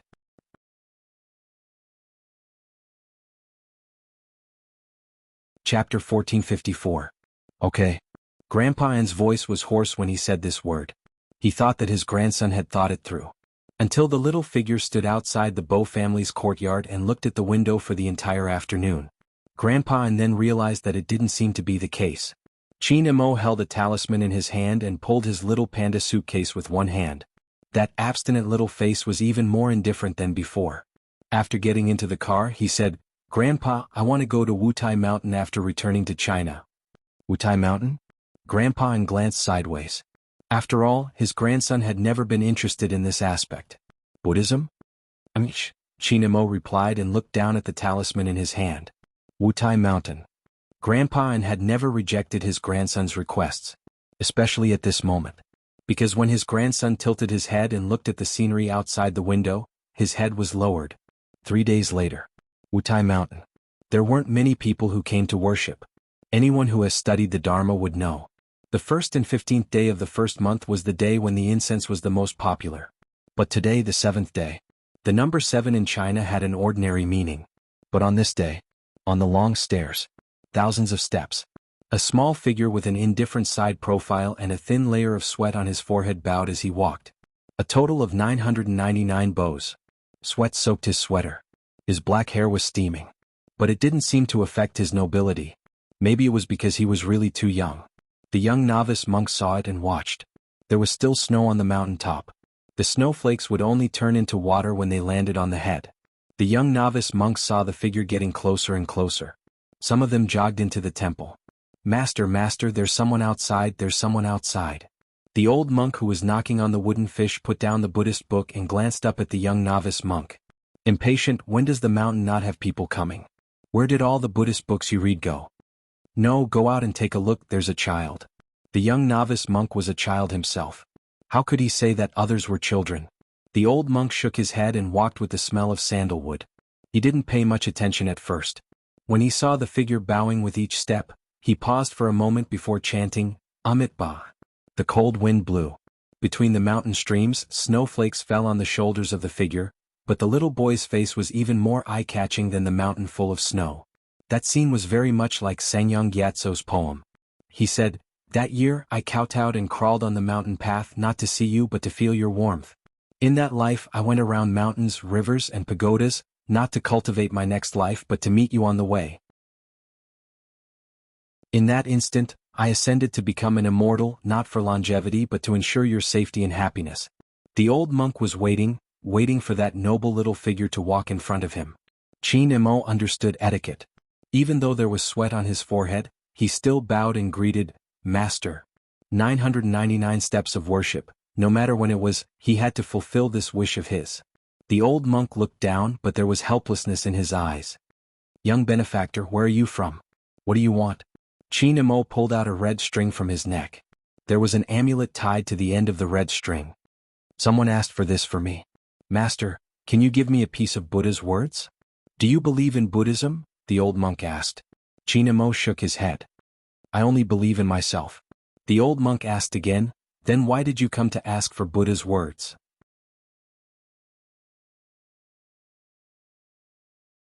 Chapter 1455. The old monk was stunned. He chanted Amitabha again and led Chinamo into the hall. The scripture was flipped to the 10th volume. The monk's robe fluttered, the ink in the incense. There was only one sentence left on the paper. I hope that the little tiger in pajamas can live a peaceful and happy life. Then, someone carefully protected a talisman and wore it at the position closest to his heart. Regardless of whether it was in the military, studying in a foreign country, or after finishing his studies, he stood at the borders and protected his country. There was someone who always wore a talisman that didn't match his identity. The day they quarreled. The two children didn't know what was going to happen. Even the little tiger thought that she would come and look for Momo after she was done with what she needed to do. Until after the darkness. Her father brought her to the tombstone. He caressed her hair and told her, "Gio, the best way to protect the most important person is to make others think that she isn't that important. Otherwise, become stronger. Don't leave any traces. You should know that for a hacker who lives behind a computer, the exposure of traces in private life is fatal. It's the same for you and other hackers. From now on you will be the young lord. I told you the rules of being a young lord a long time ago. Protect the people you need to protect. Use the keyboard in your hand to speak up for injustice." Hence, the little tiger had been enduring. She learned more things and created more powerful little games. She didn't just use it for confessions. Instead, she mixed viruses into it. She even learned how to write calligraphy, read bedtime stories, roll up her sleeves and tie her scarf. She didn't wear the little tiger pajamas anymore. She didn't need to act cute anymore. She didn't need to wag her tail and follow behind anyone. Not everyone could give her a piece of candy when she was naughty. Not everyone would be afraid of her toothache and check the small pockets on her clothes. The smell of being drowned in darkness. Probably when she slept, she could only hug her little keyboard. Bojio was still sensible. She understood the current situation. She endured for 101 days. 3 months. She couldn't bear it anymore. For the first time she took a car alone and ran to the Inn family. Even though she knew that she wouldn't find anything, she still ran to the window. There was no one. He must have returned to China. Bojio was wearing a black t-shirt. Her aura seemed to have changed, her small figure blending into the darkness. The old butler watched from the side. He really couldn't bear to see this happen. He walked over with a black umbrella. "Young master, let's go back." The little figure lowered his head and didn't say anything. The old butler turned his head away and gradually fell silent. Later on, there was a period of time when the young lord would always tell him how good her little princess was to her. She would stop from time to time. The old butler still remembered that master had carried the young lord up and placed her on his neck, letting her grab his hair while she was asleep. Dressed in a black windbreaker, it looked like he was smiling, but there were more things on his face. "Alan, there are some things that are more painful to remember clearly. Gio is still too young." It was a casual remark. However, the old butler understood what his master meant. It was slightly hypnotic. It would always make people hide some of their memories. Wait until you see that person. Those memories would come back bit by bit. When Mr. Bo bent down, he planted a kiss on the little tiger's forehead. "Gio, you must understand who you are. Understand who you are. Everything will come back. Have you ever thought of raising a person?" Bojio did. She wanted to raise little Princess Chin.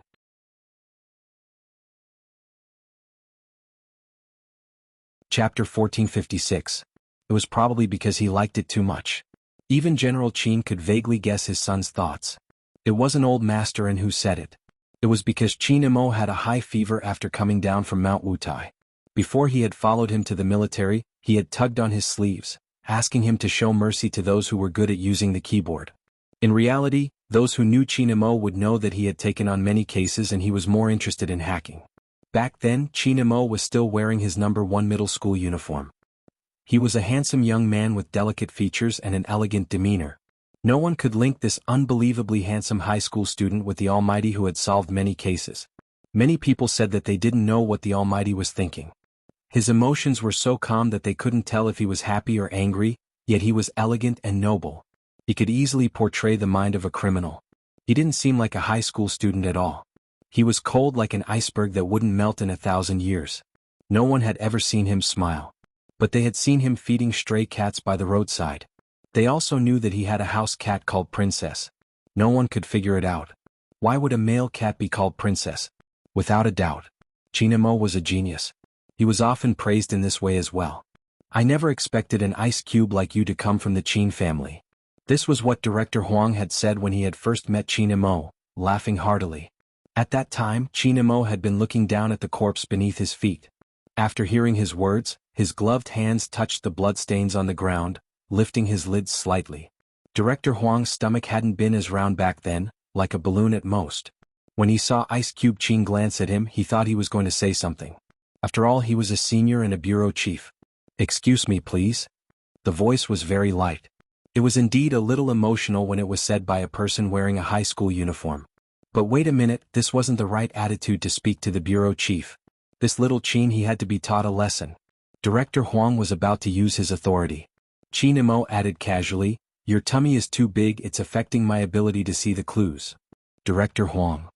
Kids nowadays, if they were a little smarter, they could fly. Uncle Huang, you should understand that the case is more important. Qin Imo seemed to have guessed his thoughts. He slowly took off his gloves. When he did that, for some reason he looked like a deacon in a manga. He was so handsome that the students weren't even afraid of a dead person. Director Huang coughed, but before he could speak, the voice rang out again, this time with a hint of coldness. "It's not a suicide, it's a homicide. The traces of blood don't look right. If it was a suicide, it wouldn't be left here. Also, the killer took another person with him." Director Huang knew it wasn't suicide. After all, he was experienced and could tell. But what did the criminal mean by taking another person away? Phone. Qin Imo glanced sideways, his gaze landing on the bushes at the side. "There's a phone that doesn't belong to the murderer or the victim." Director Huang was in disbelief. "How do you know it isn't the murderer?" "Uncle Huang, this is a serial killer. How stupid would the murderer be to leave his phone at the scene?" Qin Imo asked casually. Director Huang choked from the poison. "This Ice Cube Jr. wasn't cute at all. Since you're so good at solving cases, I'll put up with you."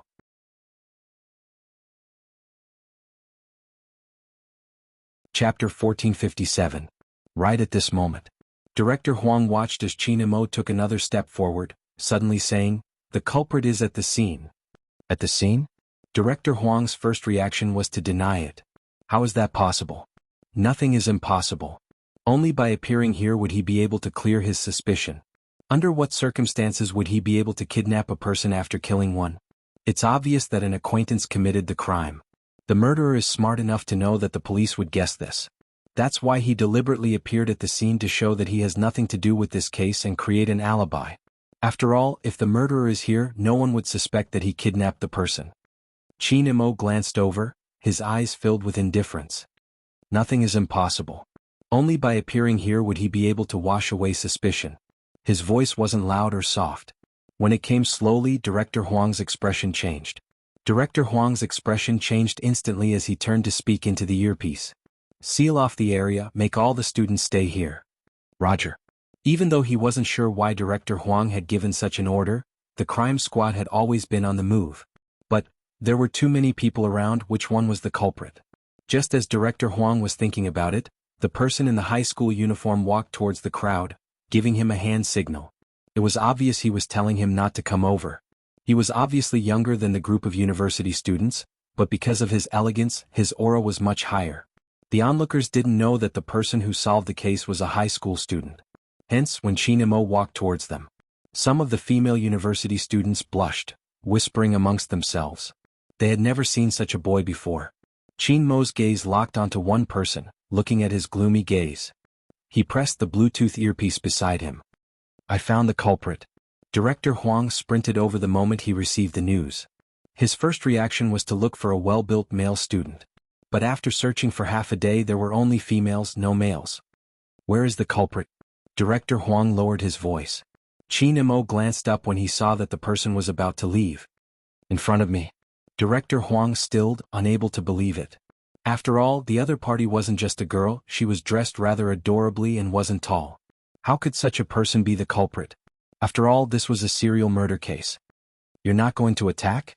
Qin Imo arched a brow. He turned and kicked the branch with his long leg. "I'm going to attack." The girl, who wanted to pretend that nothing had happened and walk away, only felt a whooshing sound. Her back was hit hard by something. Then she was pressed to the ground by the police. She seemed to have realized something. After a pause, she shouted loudly, "What are you doing? What's so great about the police? What right do they have to arrest me?" "Shut up." The crime squad didn't want to spread the news. The girl became even more restless. "I'm going to sue you. Before I sue you, you will be sentenced to death." An indifferent voice came along with the long legs. It was the high school student. The girl paused again. "From the start, the way you looked at the scene was different from others. When I walked over, you didn't even look at me. A normal girl wouldn't be in the mood to look at the scene after seeing me." Director Huang. Was this a honey trap?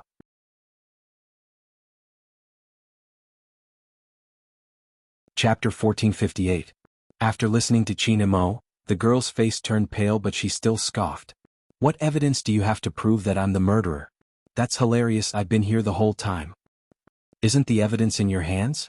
Chin Mo lowered his lids, his gaze faint. The technology is very advanced, it can detect the blood stains on your hands, even if it's just a tiny bit. The girl started to struggle violently. She seemed to be indignant, she had done it so discreetly no one should know. Director Huang was an experienced policeman, and with one look at her expression, he could tell that she was up to no good. He got the plain clothes to bring her away. He turned to ask Chin Mo, still curious. How did you know she was a girl? To be able to use a scheme to kill, it means that the murderer can easily lower one's guard. Obviously, a girl is more likely to be the murderer. Chin Mo replied nonchalantly, glancing over to take the coffee he had gotten someone to prepare, behaving like a young master. Director Huang felt stifled. I understand there are so many freshmen in the police academy, why don't you start a topic for them? Uncle Huang. Chin Mo took a sip of the coffee. I'm expensive unless you have a case I'm interested in. Director Huang laughed. Of course I do. Listen up, help me mentor new students for half a month and I'll assign you the international case I want you to do. Otherwise I'll get someone else to do it. Chin Mo's gaze wavered. 3 days. You're using 3 days instead of half a month. Director Huang was on the verge of cursing. Chin Mo lifted his eyelids, still holding onto the coffee. 1 day. Director Huang gritted his teeth. 3 days it is. Chin Mo threw the empty coffee cup into the bin, his voice calm. It's a pleasure working with you, but Uncle Huang, I will report you to the station for abusing your power and threatening your subordinates. Director Huang, he really wanted to hit him. He was famous at a young age. It was undoubtedly an eyesore. Even when he was explaining the case, many people weren't convinced. After all, he was just a high school student. But as he analyzed the case, his godlike predictions and psychological tests were written. It made people understand a principle. Geniuses had the right to be arrogant. 3 days. Chin Mo analyzed the case for 3 days. On the 4th day, he was already on a plane to Fifth Avenue in his high school uniform. It couldn't be helped. After all, there were still more than 20 days before the college entrance examination. In some ways he was still a student. But even so, his appearance still attracted the attention of many people, and the air stewardesses walked up to him more than once. After all, there were not many people who wore school uniforms and sat in first class. The reason why he was in such a hurry was because of the files he had seen at Director Huang's place. The people at Fifth Avenue seemed to have investigated his information and knew about the cases he had handled in the country. They also knew which university he had graduated from and what kind of cases he was interested in. Therefore the files were very accurate. International criminal. Gender, unknown. Blood, unknown. Age, unknown. Nationality, unknown. The only thing that was written was the enemy's area of expertise, using the internet to launch large-scale attacks, but never leaving a trace. There was also a comment attached below.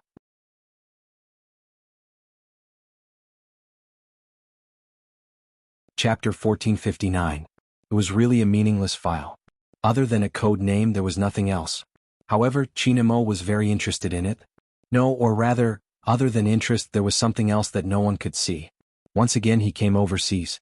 Chin Mo's expression didn't seem to change much. His gaze was very faint. Only when he hooked the amulet on his neck did there be a slight change. It seemed to have deepened and also seemed to have become deeper. It was a gaze that would appear when he missed someone. This place was very close to Los Angeles. It was very close to the place where he used to live. When Chin Mo got off the plane, a golden-haired man with thick eyebrows waved his arms. Hey, here. Chin Mo glanced sideways. He stuffed one hand into his pocket and looked in that direction. The golden-haired man extended his hand and greeted in a very American way. I am Whis. You're Chin, right? If your people didn't say that you are still a student, I really wouldn't have imagined it. Oh my God, you are really amazing. I have seen the cases that you handled. Every single one of them is very shocking. What exactly is hidden in your brain? Sorry, that's not what I meant. I mean, how did you reconstruct the criminal's crime process so perfectly? This is too inhuman. Do you know, I only see people like you in the movies? You wrote Z's evaluation. He must be a magician because only a magician can come and go without a trace. Chin Mo interrupted him and recited a sentence from the file, word for word. When the golden-haired man heard this, his eyes widened. How did you know I wrote it? Chin Mo didn't say anything. After all, this kind of guess was too easy. Instead he changed his tone. In your eyes, is Z also someone who only appears in the movies? Yes. The golden-haired man's face was serious. His nose bridge was still high. Chin, ever since Z came out, he publicly placed the criminal at our doorstep. At the start it was still fine. After all, there were people helping to solve the case. However, after a long time, it will affect our reputation. Moreover, when he did these things he was in the gray area. Hence, we planned to capture him and have a good talk. I couldn't catch him at all. Can you imagine? One time, I watched him slip away right in front of my eyes. Chin Mo paused. You mean you've seen him? Ah? He should have seen it before. The blond man hesitated when he said this. Chin Mo's voice was calm. I didn't see their faces, but I should be able to tell if they're male or female. Of course. I'm pretty sure he's a man. When the blond man got excited, he even described, he always drove the coolest motorcycle, wore a black trench coat, and wore the latest helmet. He passed right in front of me. Chin Mo absorbed the information and asked, how did you know he was a man? Isn't it obvious? A cool motorcycle.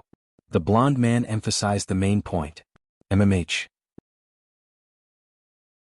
Chin Mo nodded and gestured for him to look to his left. A blue-haired girl was wearing a motorcycle helmet.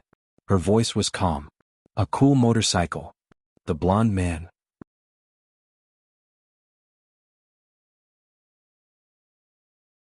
Chapter 1460. Just as the golden-haired man was clenching his fists and lowering his head in frustration, the monotonous voice rang in his ears again. What other information do you have? Since you've interacted with him many times, you should be able to gather some information. If you really don't have any, you can tell me the process. The process of the case. The golden-haired man immediately said. Because it's too unbelievable. Every time we kept a lot of live videos. After all, Z would make a notice every time he wanted to arrest someone. That's the biggest headache. But this method is not bad. If the influence is big, those rich and powerful people won't use other methods to influence the final verdict. Some people are especially good at using the loopholes of the internet. Chin Mo followed his guidance and opened the car door. When he heard what he said, he raised his eyebrows. His gaze was very calm. You seem to admire Z. That's hard to say. Anyway, we have to arrest him. The golden-haired man wanted to pretend to be profound. Chin Mo didn't continue his sentence. Instead, he said calmly, let's take a look at the live video first. It was probably because this person's noble aura was too strong. The golden-haired man always felt that this person wasn't easy to approach. He was just a high school student. Why did he look so cold? However, when he thought about his identity, the golden-haired man's thoughts changed again. Those piles of cases couldn't be solved by an incompetent person. Moreover, from the information they received, no matter how suspicious or old a case was, he would be able to uncover the culprit in a very short time. He was one step faster than the criminal and could predict the criminal's whereabouts. It seemed like only such a person wouldn't be bewitched by Z. The more the golden-haired man thought about it, the more he felt that their chances of success this time were very high. After all, this was someone they hired secretly. They didn't go through the internet process and they didn't spread the news. Z probably didn't even know that he was the one who came to pick him up. Time passed by a little more. It was almost dusk. The sky on Fifth Avenue was always so blue. White doves and square fountains could be seen everywhere. The wide and spacious road was very suitable for racing. Hence, many of the blockbusters that we saw in the cinemas were filmed here. However, people who weren't locals wouldn't know. There was also a culture here called the street culture. There was also a zone here called the gray zone. There were a lot of gangsters gathered there. There were people from all walks of life. Dusk approached and night fell. When the lights were first turned on, the telephone booths by the roadside looked very ordinary. The black dude who was doodling was still thinking about how to occupy the other wall as well. The original phone booth suddenly moved to the left and right as if someone had pressed an unknown button. There was a crashing sound. One of the doors rolled up. Then, a black Lamborghini sports car with bat-shaped wings rushed out from the inside, like the world's most elegant lion, indicating this point. Was about to move. When the car came out, the black buddies all froze and immediately jumped to the side. One must know that the owner of the car was not someone to be trifled with. However, the owner of the carriage had always been mischievous. The more afraid others were, the more they were. The more he deserved her greeting.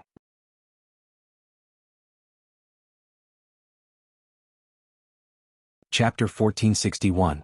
Along with that voice, the car window rolled down automatically. The black people couldn't leave even if they wanted to.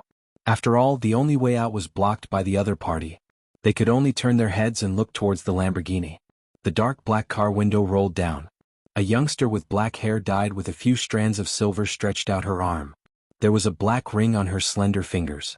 Her lips were half curved and she looked very handsome and evil. The most eye-catching thing was the tear mole at the corner of her eye. Everyone else's were black. But hers was black with a tinge of red. For no reason, there was a hint of Buddha's beauty. This was Bojio's real 18 years old. She was clearly a girl, but it was a complete mess of androgynous. This didn't seem to have much to do with her hairstyle. It was the aura that this person exuded. In fact, the black people were very famous in this area. Many of the circulation on the streets were completed by them. In this old city, all the people you could imagine gathered here. Thieves, liars, swindlers. Every one of them was difficult to deal with. After all, these things required skills. The black people loved to group together and had excellent voices. This was related to their bloodline. Don't think that all of them were good or bad. This was related to history. Musical talent and fighting talent were on par. The first 3 people living here, thieves, liars, and swindlers, would usually take a detour when they saw a black person. But the person who made the black people take a detour was the person in front of her. The weather is really good. Bojio raised her head casually and looked at the night sky that had already darkened. If anyone saw this scene, they would definitely think that it was a classic. Fifth Avenue. Night had just fallen. The elegant youngster lifted his thin lips slightly. It was as if he could see the wind moving. This was Z's 18 years old. She did things her own way, unrestrained and extremely mysterious. It was probably because there was no one to control her or spoil her anymore.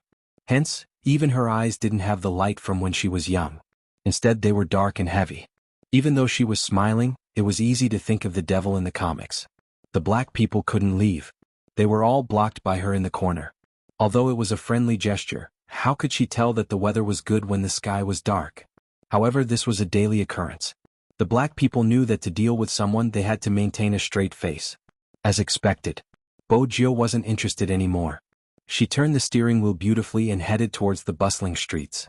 Only then did the African Americans let out a sigh of relief. Seriously, ever since this guy moved in, they couldn't act like big shots anymore. The route has been modified. Master, where are we going today? Ripples appeared in the system one after another. It was the intelligent little black. However, at this time it was influenced by its master. His voice was still deep and evil, and it didn't sound like a decent person. Bojio twirled her hair with one hand. It's still early, the nightlife has just started. I'm just taking a stroll. Okay. The smart little black automatically turned on the music and sped up. Soon it left the car in front of it behind. Bojio glanced over, a faint smile on her face. Bring me the information of today's prey. Yes, my handsome master. Swoosh. The 3D screen changed from a road map to a picture.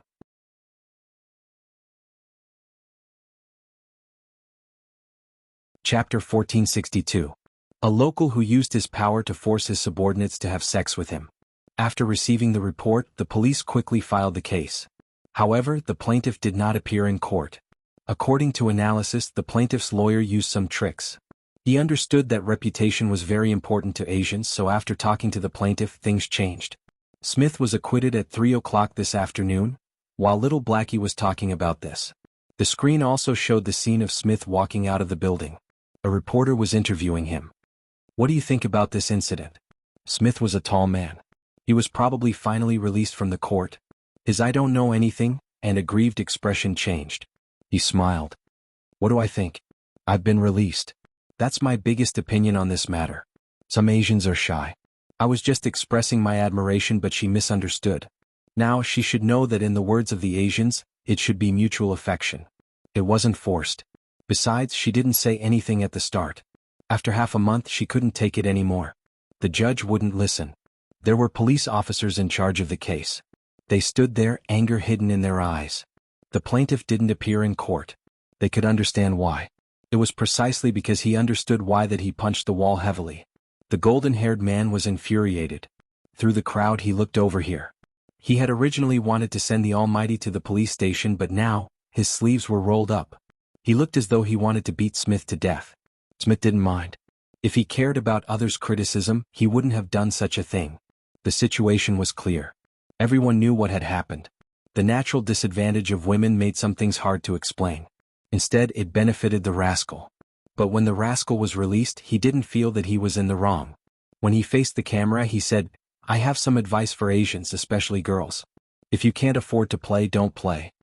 When Bo Gio heard this, her lips curved upwards. With a swoosh, she gripped the steering wheel tightly and increased the speed to the maximum. And at the scene at that time, the golden-haired man was so angry that his breathing was hurried. On the other hand, Chin Mo, who was sitting beside him, turned his head. Through the window, his gaze landed on Smith, who was still being interviewed. Listening to the English words drifting into his ears, his slender fingers rhythmically tapped on the car window. That was something he would only do when he was thinking. Her eyes were as cold and indifferent as ever. The blond man turned his head and wanted to find someone to complain with him. "You say, how could such a rascal be released?" The plaintiff withdraws the lawsuit. "The evidence is insufficient." His tone was very calm and it sounded a little careless. The blond man really felt that this detective was a little too cold. "I say, Chin, oh no, I mean almighty, don't you have any reaction after hearing such an infuriating thing?" Chin Mo glanced over. "What do you mean?" "Emotions, what about your emotions?" After the golden-haired man finished speaking, he asked again, "Are all your experts like this?"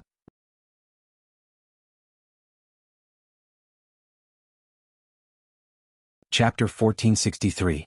The golden-haired man wanted to say something, but Chin Mo retracted his gaze. Chin Mo retracted his gaze, looking noble and abstinent. Where will this person go in the future? The golden-haired man was confused. Which person? The rascal you mentioned. Chin Mo's voice was still indifferent. The golden-haired man finally felt relieved. Chin, you want to beat him up too, don't you? No. Chin Mo's gaze landed on his face. His aura was noble. Beating this kind of person will dirty my hands. The golden-haired man. This was the first time he felt that words could be used in this way. This was even more satisfying than beating someone up. The golden-haired man controlled the smile on his face. Then he asked curiously, "Chin, why are you asking him where he is going if you don't want to beat him up?" "Because." When Chin Mo said this, his fingers that were tapping on the car window stopped. "He will become Z's target today." Swoosh. A hurried braking sound rang in the air. The golden-haired man turned the car around and stopped by the side of the road. He turned his head and his blue eyes widened. "What did you say?" "I said he will become Z's target today," Chin Mo repeated casually. His voice was neither fast nor slow. It was a stark contrast to the other person. The golden-haired man didn't know what to ask first. After thinking for a long time, he took out his phone and called the police station. "Hello. It's me. Did Z send out a black notice letter today?" The person flipped through the information and leaned back. He shrugged. "Please, Eric. Would I not tell you if Z sent out a notice letter?" "I don't need to tell you. The police station will send out a message to inform everyone." When he said this, he didn't realize that there was a black piece of paper at the bottom of the information. Eric nodded. "That's right. All right, contact me if there's any situation." After hanging up, he turned his head and said to Chin Mo, "Chin, you must have just come to Fifth Avenue and aren't used to the style of handling cases here. Before Z deals with anyone, they will send out a black notice letter in advance. Then they will lock onto the target at night." The police station didn't receive. The golden-haired man didn't finish his sentence. The phone in his hand rang again. A clear voice came from the other side. "Z. Notice letter. Z's notice letter. Eric, how did you know that Z would send out a notice today?" The golden-haired man was stunned. He wasn't the one who guessed that Z would send a notice today. Instead, Eric tilted his head and looked at the emotionless handsome face. A certain high school student. He hung up the phone and took a deep breath. Eric couldn't hide his emotions no matter how hard he tried. No wonder the higher-ups wanted him to bring her over in secret. Was it a coincidence? Was he really that awesome? Eric prepared himself and looked at Chin Mo again. "That Chin, how did you know that Smith would be Z's target today? Didn't you just ask me why I have no emotions?"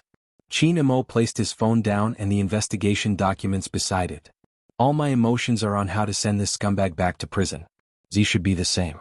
Before I came, I read the documents you wrote for me. Even though it was useless, it wasn't hard to see Z's style."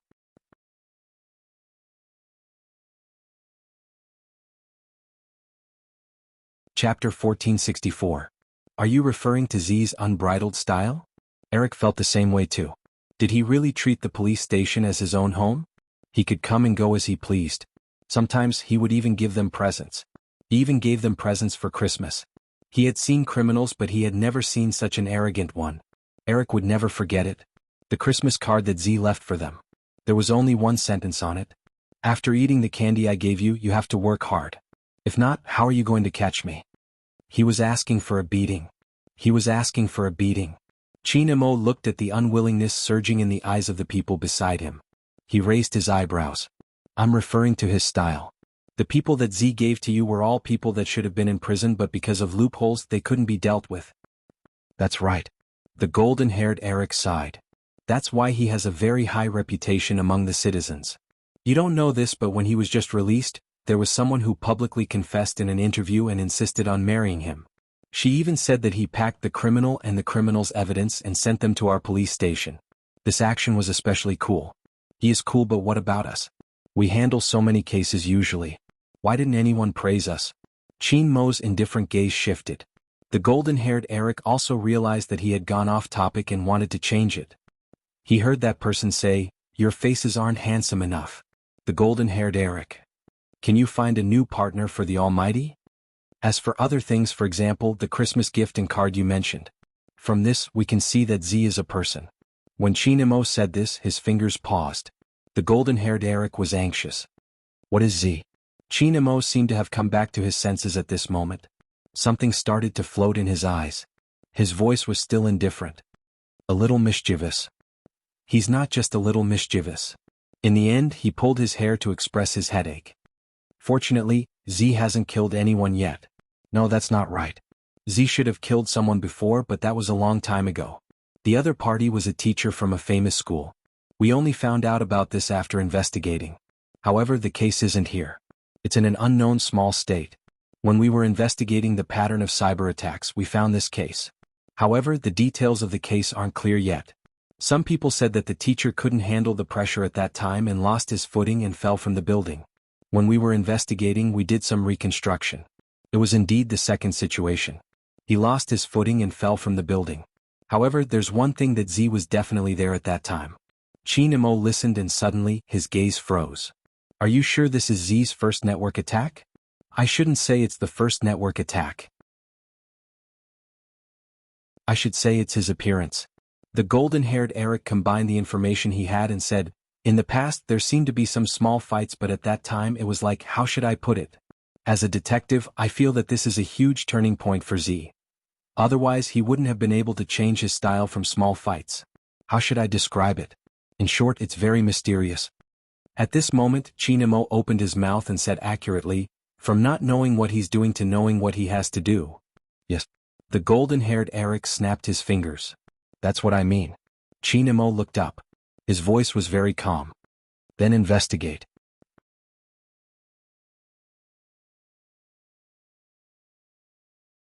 Chapter 1465. Chinmo's eyes were originally light, but at this moment, they darkened. Investigate what that famous teacher has done in the past. When a person has a major change, they will start from the people around them. Find out the relationship between the famous teacher and you will be able to find Z. Eric was speechless for a while before saying, what kind of investigation method is this? Psychology, Chinamo said slowly.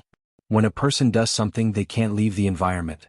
The murderer's mentality will be reflected at the crime scene. Z's mentality will also be reflected at the scene when she takes action. Eric truly felt that the high school student they invited was a little amazing. But it's too late to go now. Call them and ask them to help with the investigation. When Chinamo said this, his gaze landed on the street again. Also, give me a 3D map of Fifth Avenue. Eric exclaimed. Why do you want to look at the map? To find someone. Chinamo only gave him these two words and didn't say anything else. Eric was very busy. He had to contact this person and apply for something else. In the end, he had to drive his car and follow that rascal. After all, Z would kidnap people every time. If this high school student's deduction was correct, then Z would definitely appear near Smith. He had to admit that Eric was much smarter this time. Who said that Z wouldn't appear? Smith was a person. He was born lustful and liked to pick up girls. There was a place where he was locked up for a week. He would definitely go there. Budden Street, a famous nightclub on Fifth Avenue. Smith had always been fond of Asians. Here it was easy to see Asian faces in the drunken lantern riddles. There were many young people. It was impossible for him not to go. Even if he wanted to wash away his bad luck, he would go for a drink and have a good time. Moreover, it was a festival today. It could be said that before night fell, the curtains to the celebration had already begun. Beside the nightclub was an opera house. It was said that Shakespeare's Romeo and Juliet would be performed today. However, the nightclub was in the style of a masquerade party. Hence, everyone was dressed in a different style. It was at a stand on the far right of the nightclub. A black-haired youngster wearing a jacket was shaking a cup with his fingers. His fingertips seemed to be emitting light. Not to mention the black light that was shining from his left ear.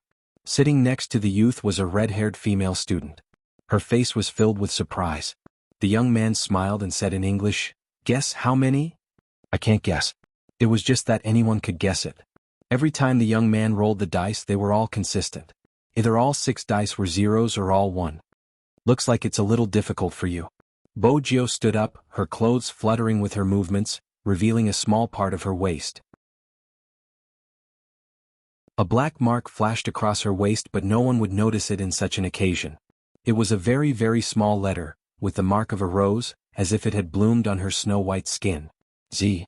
The name was enough to cause panic. But now it was hidden in the darkness of the night. The youngster casually took a guitar beside her. There were 2 or 3 black rings on her fingers, which often made people subconsciously obscure her gender. He was the only person who was so cool that the entire audience screamed. Everyone said that this resident singer was different from the rest.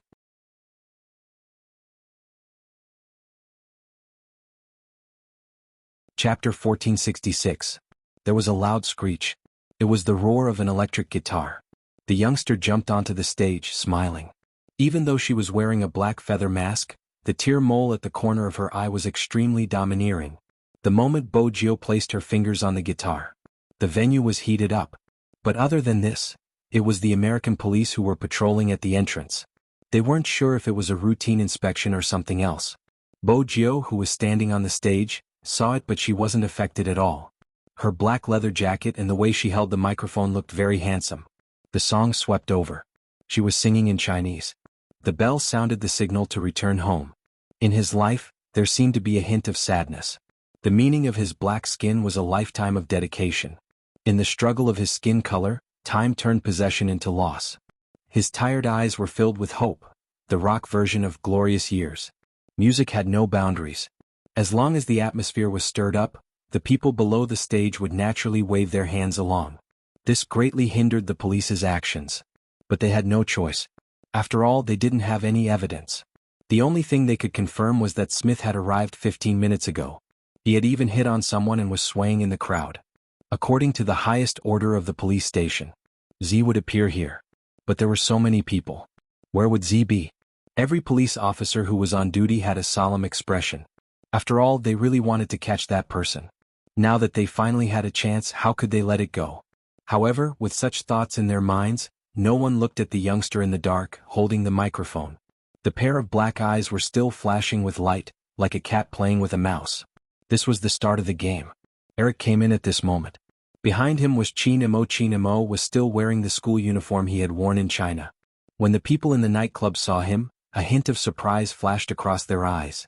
But when they remembered that they were in a masquerade dance venue, they more or less accepted it. After all, even though this Asian man was wearing sportswear, his noble aura made the surroundings cold. As for why the foreigners thought that Almighty Chin was wearing sportswear, they could imagine the school uniforms in China. Eric felt that Chin Mo's style wasn't suitable for such a chaotic place. He would definitely have a headache soon. Should he tell the Almighty that there was a difference between the Fifth Avenue and China when it came to playing around? Isn't the music too loud? Eric roared out. Chin Mo had one hand in his pocket. His side profile was calm, so handsome that many people started to turn their heads.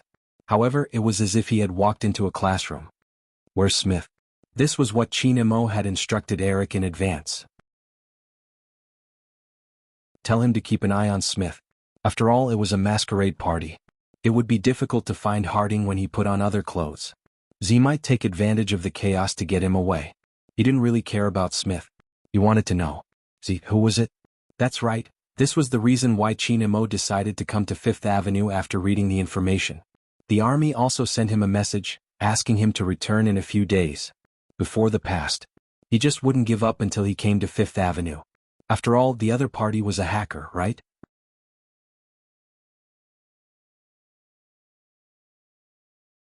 Chapter 1467. Eric looked at the Almighty's face and felt that he was thinking too much. No matter how loud the music was, the Almighty was still the Almighty. The Almighty was indeed the Almighty. His expression hadn't changed since he entered. At that time Eric didn't know. There was a type of deduction genius in this world. When they were immersed in their own deductions, it was as though they had entered another world. From a psychological point of view, there were two situations that were the best for thinking. Either it was extremely quiet, or it was extremely noisy. In such an environment it was better for the brain to function. Of course, the prerequisite for these situations was that one had to be an expert. In actual fact, the moment Chinamo entered, he was immersed in his own thoughts. In front of everyone. People said that the highest state of solving a case was to imagine yourself as the criminal. If he was Z, what would he do?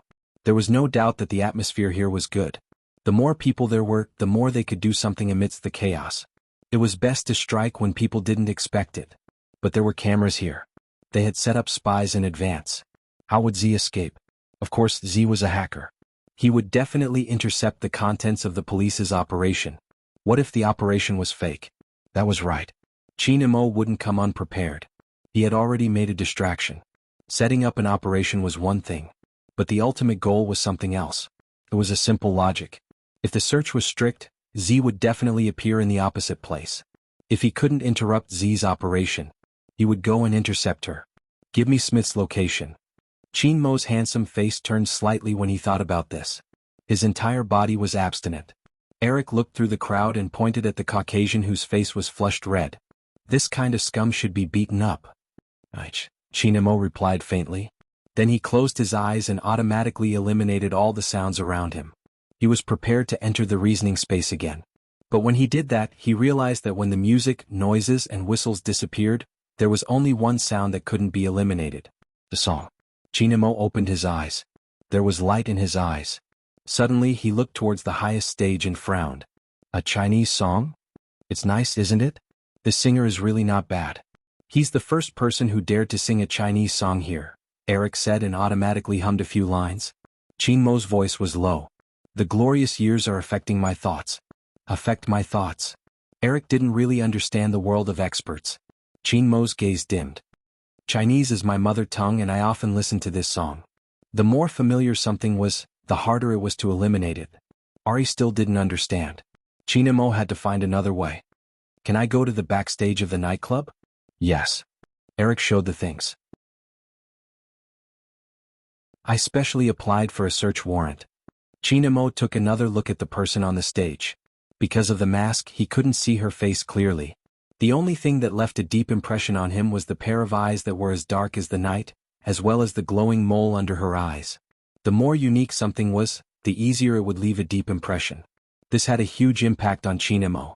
He had to get rid of some things before he could conduct a detailed analysis. But there was a disturbance.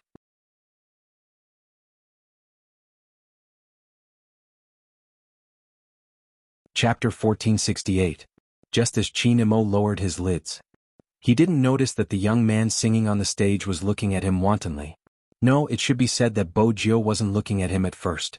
She was looking at Eric, who was standing beside him. After all, he was an old friend of hers. However, there was a handsome boy in a school uniform beside her old friend. This caused Bo Jio, who had never made a mistake in her singing, to pause slightly before continuing with the music. All right. Take this opportunity. It was time for her to take care of today's prey. Bo Jio held the guitar and swept down from the stage. At this moment, Smith was already mesmerized by the university student he had hooked up with. He just wanted to be taken away as soon as possible. He didn't realize that the silver-haired youngster who had brushed past him would place a tracking device on him. Moreover, the police had actually appeared at this place. It was simply too much for him. Smith wanted to leave even more. He didn't know what he gave the university student to drink. He reached out and pulled the student into his arms. Hence, he really couldn't be blamed. Who asked them to take the bait so easily? Smith carried the student and walked out. In this kind of place, no one would stop you from bringing anyone away.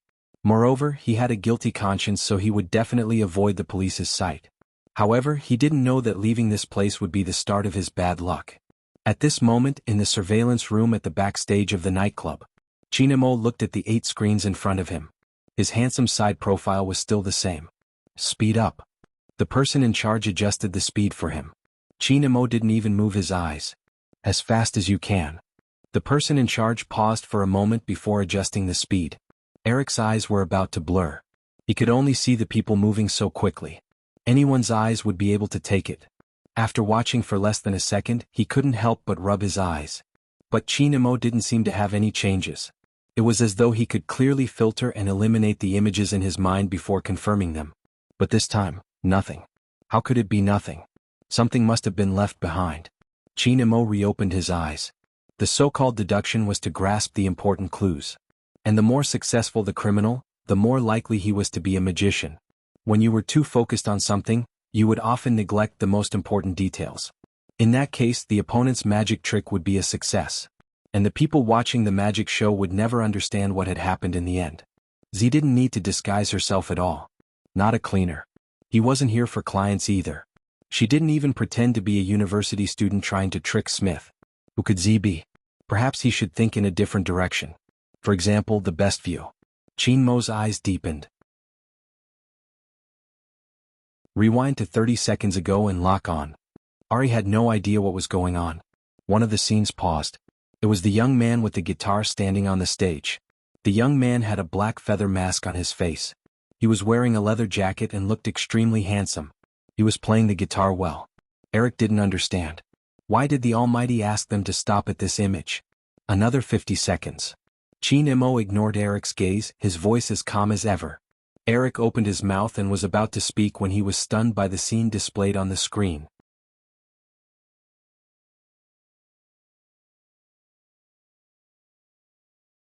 Chapter 1469. On the screen was the scene of Bogio's encounter with Smith. Ari had never connected the two of them together before. Was it just a bump? After all, the others had bumped into Smith as well. But the Almighty obviously didn't think so. This was because Ari could clearly see that after this scene appeared, the atmosphere in the room changed. The Almighty, who was wearing a high school uniform, had a faint glow in his eyes. This person is most likely Z. What? Eric couldn't accept it at all. His favorite resident singer was Z, who walked them around every day. That person didn't look like a hacker at all. Shouldn't a hacker be wearing a black hat and holding a laptop? Chin, could you have made a mistake? I think. Chinamo tilted his head, his voice cold. Where is the best angle of view? On the stage. After all, Eric was a policeman. Although his brain wasn't that fast, he was still a policeman. Chinmo's voice was flat. That's right, on the stage. Not only can he lock onto Smith's position on the stage, but he can also ensure that no one will notice anything amiss when he is hunting. A singer should be looking down from the stage. At the same time, he can clearly see the police's movements and position. If I were Z, I would definitely choose to stand on the stage. Eric opened his mouth again. But he isn't the only one standing on the stage. There are so many people. He fits the bill the best. Chinamo seemed to be reminded of the pair of eyes he had seen just now. This time, he didn't rely on deduction but intuition. The scene paused again and that person bumped into Smith.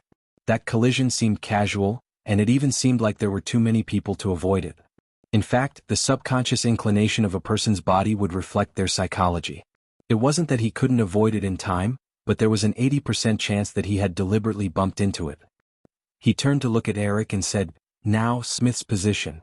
The person on the other side was stunned. Smith, he seems to have left the nightclub. When Eric heard this news, his expression changed abruptly. Then he rushed out. Chinamo didn't stop him. Instead, he looked at the youngster with the guitar again. Then he walked in the opposite direction. Although the small details were a little unexpected. But the final development was still in his hands. Z would choose the best angle and route to take action. If that was the case, he would let the police who cooperated with him this time act as his compass. As long as you walk in the opposite direction of the police, you should meet that person soon. Chinamo couldn't describe how he felt right now. His fingers were a little cold from the wind outside. However, he didn't feel the slightest bit of coldness. Instead, more emotions were brewing in his chest, emotions that he had never shared with anyone before. Or perhaps I shouldn't make such an association. After all, not every hacker could be her. But that Chinese song had changed Qin Mo's state of mind completely. On Fifth Avenue. He wasn't a local. Almost certainly. If it was a foreigner, he would never be able to sing that song. So, could it really be her?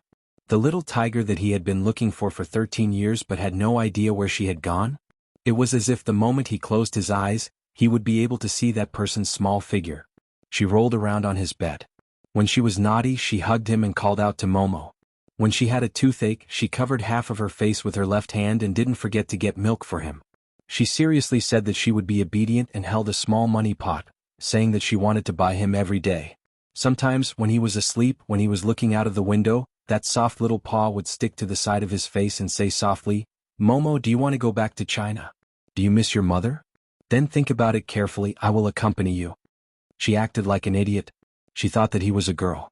She didn't know how to roll up her sleeves and play around with her little keyboard. But she was as warm as a small heater. But suddenly, the small heater was gone. Chinamo kept thinking. If he had been a little more mature, would the ending have been different? She liked to be naughty.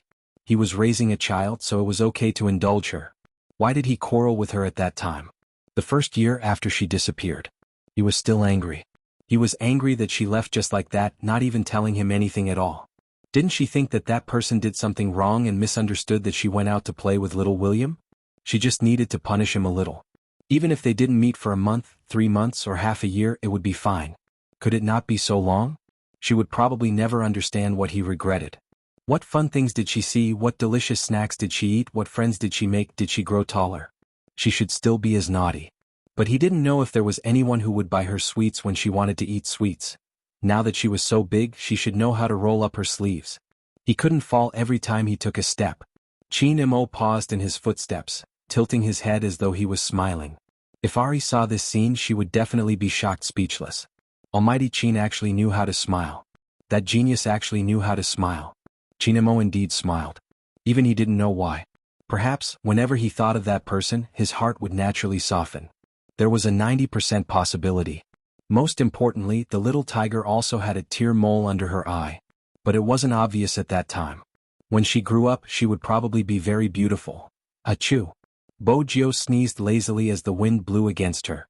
Her small mistake on the stage just now was completely negligible. But she didn't know where her old friend found a high school student who was rather handsome. Bo Jio liked to look at people's faces. She didn't know when she had developed this habit. As she listened to the sirens of the police cars, she lifted her thin lips slightly. Her evil aura was overflowing. She held the knife in her hand and moved it lightly towards Smith's face, who was handcuffed to the electric pole. Ever since Smith came out, he had never expected to encounter such a situation. Now that he was afraid, he couldn't change his ferocity. "Don't you want money? I can give it to you now. Let me go or you won't get anything in the end." She lowered her body. "Do you think I'm a hooligan on the streets? Who told you that I want money?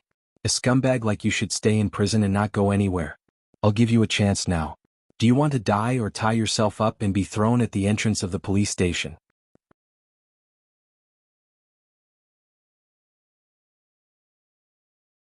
Chapter 1470. Smith was still struggling. Who was so arrogant and dared to touch him? "Don't you know who I am? How dare you say such harsh words?" Bojo laughed. "Smith, I started my business with oil. My company is doing well, but my hands aren't clean. For example, when I was dealing with oil, I still had other businesses."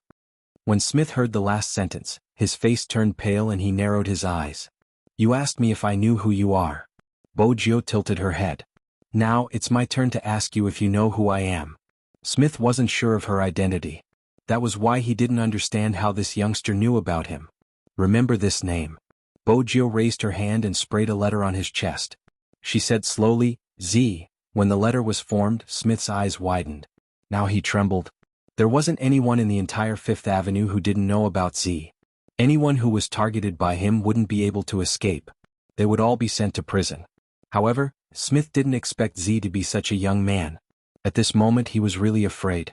After all, if Z was the one who made a move, he wouldn't even have the chance to hire a lawyer. That was because every time he found the most lethal evidence, it would be enough to send someone to prison for the rest of his life. No matter how sharp the lawyer was, it would be hard for him to speak up in the face of such evidence. "Z, please, how did I offend you? Tell me and we can discuss it." Smith begged in a low voice. A thin layer of sweat appeared on his face. Look at me. I can give you the goods. We can split them equally. I can get them for you right now. Bojo laughed lightly. Smith, you don't seem to know how I do things. I'll take your goods, but you have to go in as well. Smith's eyes turned ruthless. Why do you have to be so ruthless? Z, we are both in the underworld. Aren't you afraid that you won't be able to protect yourself if you go too far? That's my problem. As for why I treat you this way, Bojo's eyes were cold. The girls you bullied, regardless of their nationality, you slept with them if you wanted to and sold them if you didn't want to. You even forced them to their deaths. You still haven't learned your lesson after going in. The words you said when you came out are enough for me to kill you. Smith had never expected this to be the reason. After all, Z was also a criminal, right? What? On behalf of those people, has sarcasm, this is really sarcasm. Smith sneered and tried to buy some time for himself to distract the other party.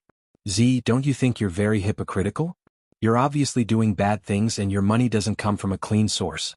Why are you still standing up for others? Do you really think those people will treat you as a hero? If that's the case, there wouldn't be so many people who want to catch you in the citizen survey. Your existence makes them feel terrified. No matter what, you're still black. Don't tell me you don't understand this? At this moment, Bojo stood up.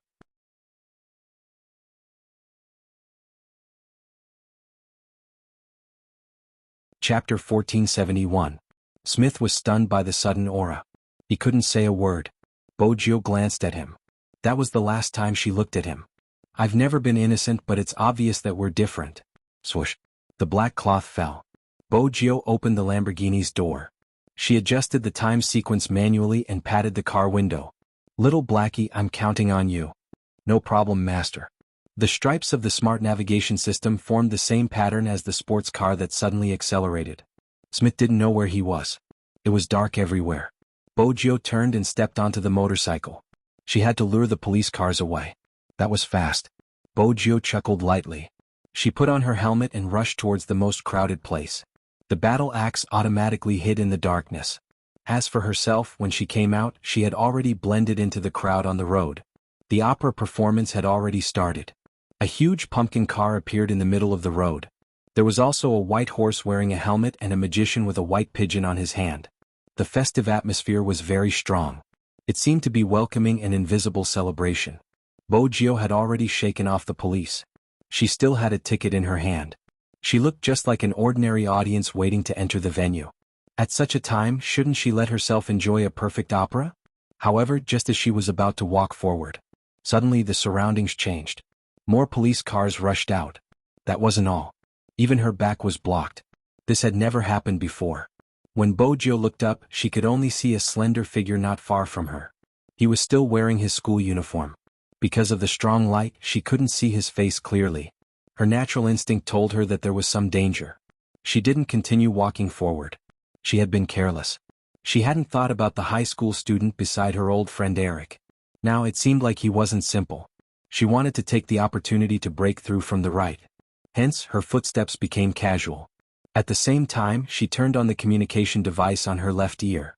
The black earring glowed faintly. It was connected to the signal transmission point that she had long prepared. A guitar in a coffee shop. But now, it could no longer be considered a guitar. It was an invisible notebook. After opening it, it was impossible to tell what it used to look like. Sitting beside it was a young man wearing a pure white sweater. That's right, it was a teenager. The 19-year-old Hoshino, even when he smiled, carried the aura of a jade tree and orchid. He was holding a cup of coffee in his hand. When he saw the screen light up, he pressed his Bluetooth headset. Z. 9 o'clock, there's a person in a school uniform.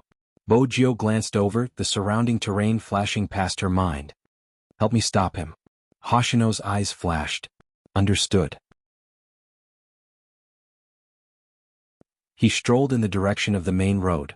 There was a timer hidden in the sleeve of the sweater. When Bojo moved, she placed something on the clown's body. She looked up and saw the person in the school uniform walking over slowly. If they were smart enough to intercept her, they would definitely find her in the crowd. Therefore, she was not surprised that the figure was walking towards her.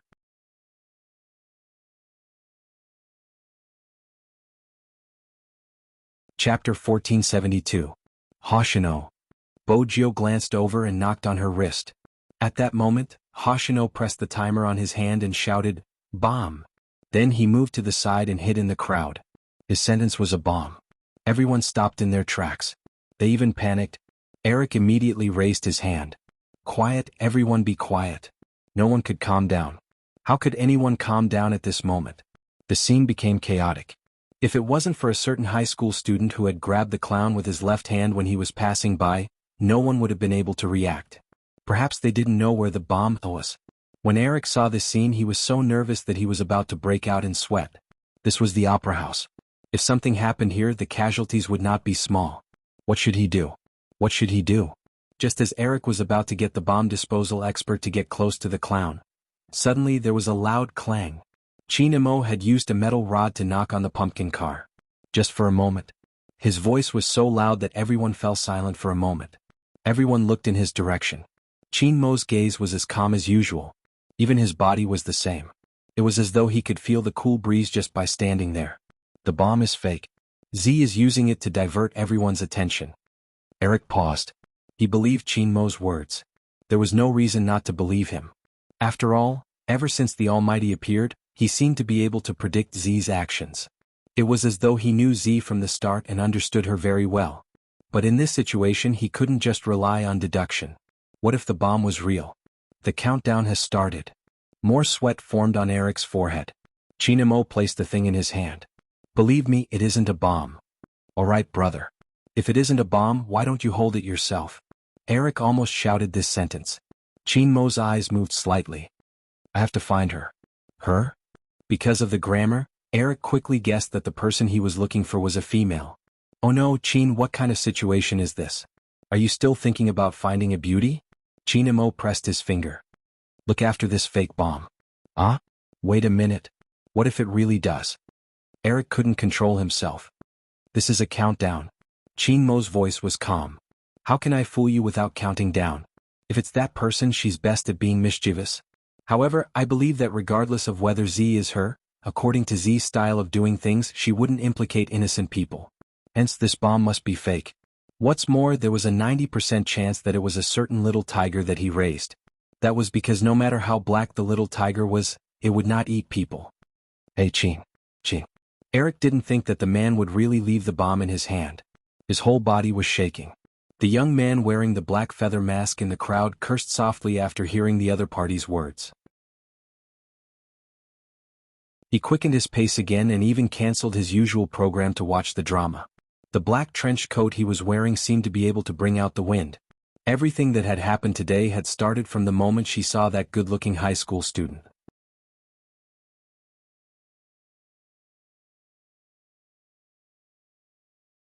Chapter 1473.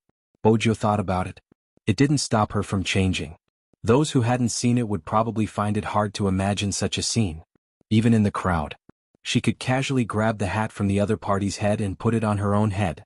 Then she flipped her trench coat and put it back on. It was another style. A quick disguise wasn't something every hacker could do.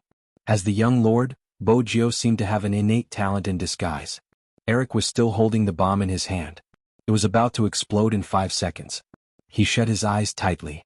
He could only pray to God now. 5, 4, 3, 2, 1. Bang. An explosion rang out from the crowd.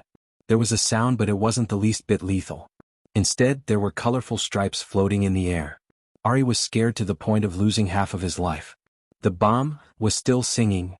Then, a certain person's voice that was hard to distinguish between a man and a woman could be heard. It was lazy and magnetic. "Old friend, happy holidays." "Happy my foot." Eric reached out to wipe the cold sweat off his forehead. He had to admit that the Almighty was really amazing. If it had been anyone else, they wouldn't have been able to confirm that it was a fake bomb in such a short period of time. The Almighty really knew Z well. Bojo didn't like this feeling. She tried to be mischievous, but it didn't work. She could imagine how she felt. When did such a person appear at the police station? It wasn't fun at all. Bojo narrowed her eyes. Her mole flashed and she separated from the crowd. She was almost at the entrance of the alley. Once she entered, little Blackie would be there to receive her. But at this moment, a figure suddenly appeared behind her. Bojo reacted quickly. She realized that someone was getting close.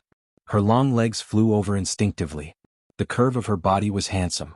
There was a sound of wind when she flung her leg out. But the opponent's skills weren't bad either. He reached out to block her attack. His figure was slender and elegant. From this angle, Bojio couldn't see the person's face clearly. She could only see the outline. That pair of eyes was too distracting.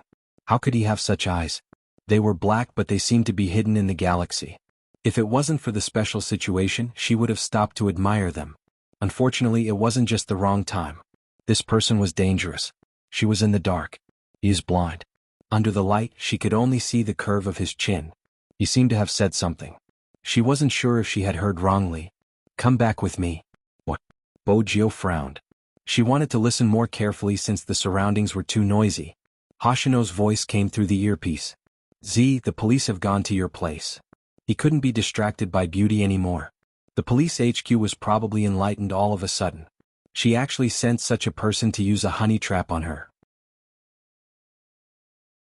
This was the first time Bojio had encountered such a crisis. He turned around again, wanting to kick the man's arm away. She didn't expect that person to move faster than her. His aura was very sharp and noble. Compared to her, he even had an orthodox education. This person wasn't from the police station. A soldier? A thought flashed through his mind. Bojio didn't think too much about it. When she heard the approaching sirens, she spun and tugged on the double buttons of her trench coat. That person seemed to know what she wanted to do.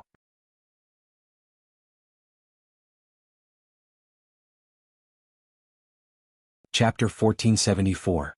It was probably because of their positions. At this moment, Bojio's trench coat was thrown onto the ground. She was only left with the white shirt. Chinamo wanted to grab her, but unexpectedly, because she turned her body, he touched a piece of softness. His fingers paused and he forgot what he was going to do next. Bojio arched a brow. She took advantage of the moment when the other party let his guard down and escaped.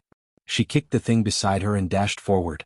The Lamborghini with smooth lines drew an arc and a beautiful tail. Bojio reached out and grabbed the car door tightly. Then she turned and sat in the main driver's seat. Speed up. Yes, master. The intelligence system switched from automatic to semi-automatic. The road map appeared. The green one was smooth and the red one was congested. There was also a three-dimensional map of the building. Bojio closed the sunroof and turned the steering wheel with one hand. She made a 180-degree turn and used her cool driving skills to shake off the police cars that were following her. The sky darkened. When Chinamo paused just now, he understood one thing. It was very likely that he wouldn't be able to stop that person. The information he received was wrong. Z was indeed used to going around alone. But that didn't mean that Z didn't have any helpers. Chinamo recalled the male voice in the crowd just now. His fingers felt cold from the wind. At this moment, Eric ran over. He was panting heavily. He saw that Chinamo was the only one left at the end of the long alley. He knew that Z hadn't been caught again. This is already considered very good. At least we didn't have to wait until the news came out the next day. Also, Z's operation this time isn't considered successful. Look at the time. It's different from the notice he gave previously. Everyone knows that Z always means what he says. This time with you around, he can't be so arrogant. Eric's words weren't comforting. He was thinking that if they did it again with the Almighty around, they would definitely be able to catch Z. Chinamo tilted his head and said faintly, Z, it's a girl. MMH? Eric's eyes widened in disbelief. What did you say? Chinamo glanced up. He didn't repeat himself, but he was just so casual. It made him more convincing. Eric was already in a mess. Although the Almighty had previously analyzed that a person wearing a leather jacket and driving a motorcycle wasn't necessarily a guy. But that was Z. No matter what. He was the king of hackers who fascinated the citizens of Fifth Avenue. It was actually a girl? He was right. There were indeed powerful female hackers. But under normal circumstances they were very cute and innocent, so no one would suspect them. Moreover, many people knew that their results could be seen on the hacker rankings. Only Z. This person had never achieved anything. However, he had a unique position in the hacker world. It seemed impossible to surpass. Eric had sent people to investigate, but they couldn't find anything. The only result he got was that young master. The person who was known as the young master should be a man, right? Moreover, Z's style of doing things and the figure in the trench coat that she occasionally revealed were all so handsome. It didn't look like a girl at all. This was too important. Eric had to confirm. Chin, how are you so sure that Z is a girl?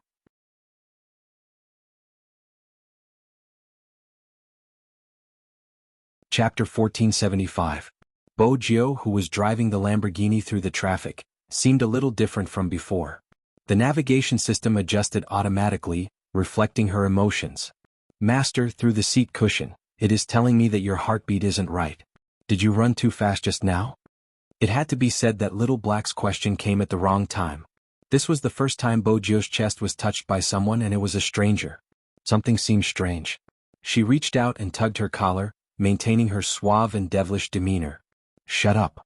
Little Blackie didn't understand. What was wrong with it being concerned about its master? Bo Jio's face was still warm. She wound down the car window and reached out. Her black hair was blown into a mess. Gradually, the androgynous face became clearer under the moonlight. In order to not leave any traces, she had to remove the black feather mask on her face. There weren't any police cars around. This meant that it was absolutely safe. But Bo Jio didn't let her guard down. She drove the car to the black and blue phone booth. Then she pressed the black watch on her wrist. There was a loud crash. The shape of the phone booth changed, forming a circular arch. Bo Jio drove the car in. There was a person sitting there, holding a cup of coffee in his hands. He was wearing a pure white sweater. He tilted his head, looking at the moonlight outside. His figure was tall and slender, his side profile fair and handsome. When he heard the sound, he glanced over. You're back. I almost couldn't make it back. Bo Jio held onto the car door with both hands and jumped out. Her landing posture was suave. When she turned back to look at him, her eyes lit up.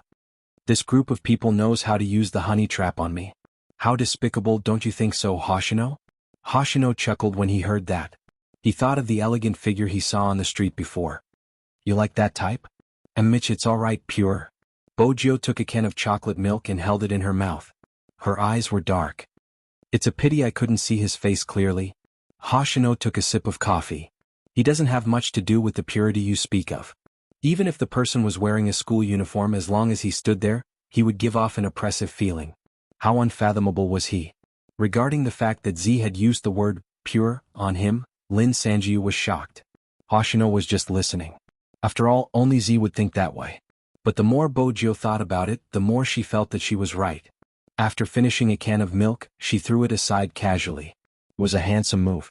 Then she glanced back. This is the first time someone intercepted me like this. Hoshino understood. I will investigate his identity. Indeed, we should investigate. Where did the police find such a person? His calculation skills are so strong, even his skills. Bo Jio paused, popping a chocolate bean into her mouth. A Chinese soldier, seems like it won't be easy to investigate. When Hoshino heard that, his fingers paused. You fought before? MMH. Bo Jio leaned back casually. Hoshino frowned. Are you hurt anywhere? I'm not hurt, but... Bo Jio paused and smiled. It's nothing, let's fight again and see who he is.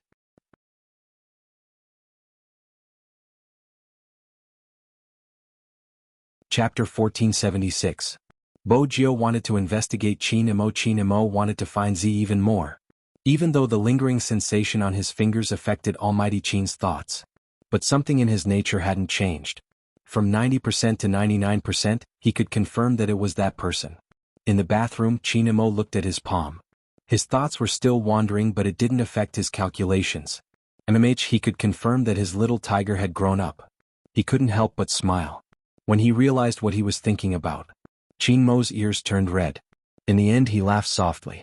Eric stood outside, holding the latest information. He wanted to show it to the Almighty. Perhaps it would give him some inspiration. The environment back then wasn't like now. Alright, this had nothing to do with the environment.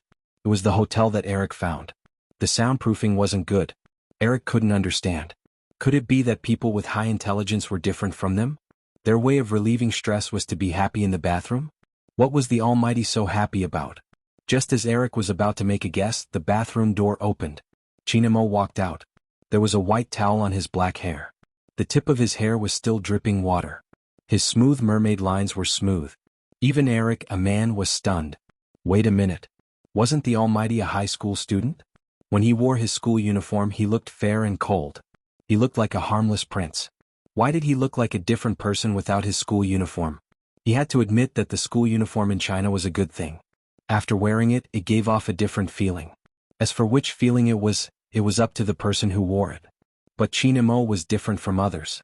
If there was anything that had changed, it would probably be the innate aura of a king. Now it was completely released. Eric was shocked by the aura and didn't know what to do. China Mo threw the towel aside. He casually grabbed a black t-shirt and wore it. His gaze was deep. What did you find? Eric passed the information in his hands over. Chin Mo's slender and fair fingers flipped through the information quickly. His elegant and handsome side profile wasn't affected by the water droplets. Once again, Eric witnessed what it meant to read 10 lines at a glance.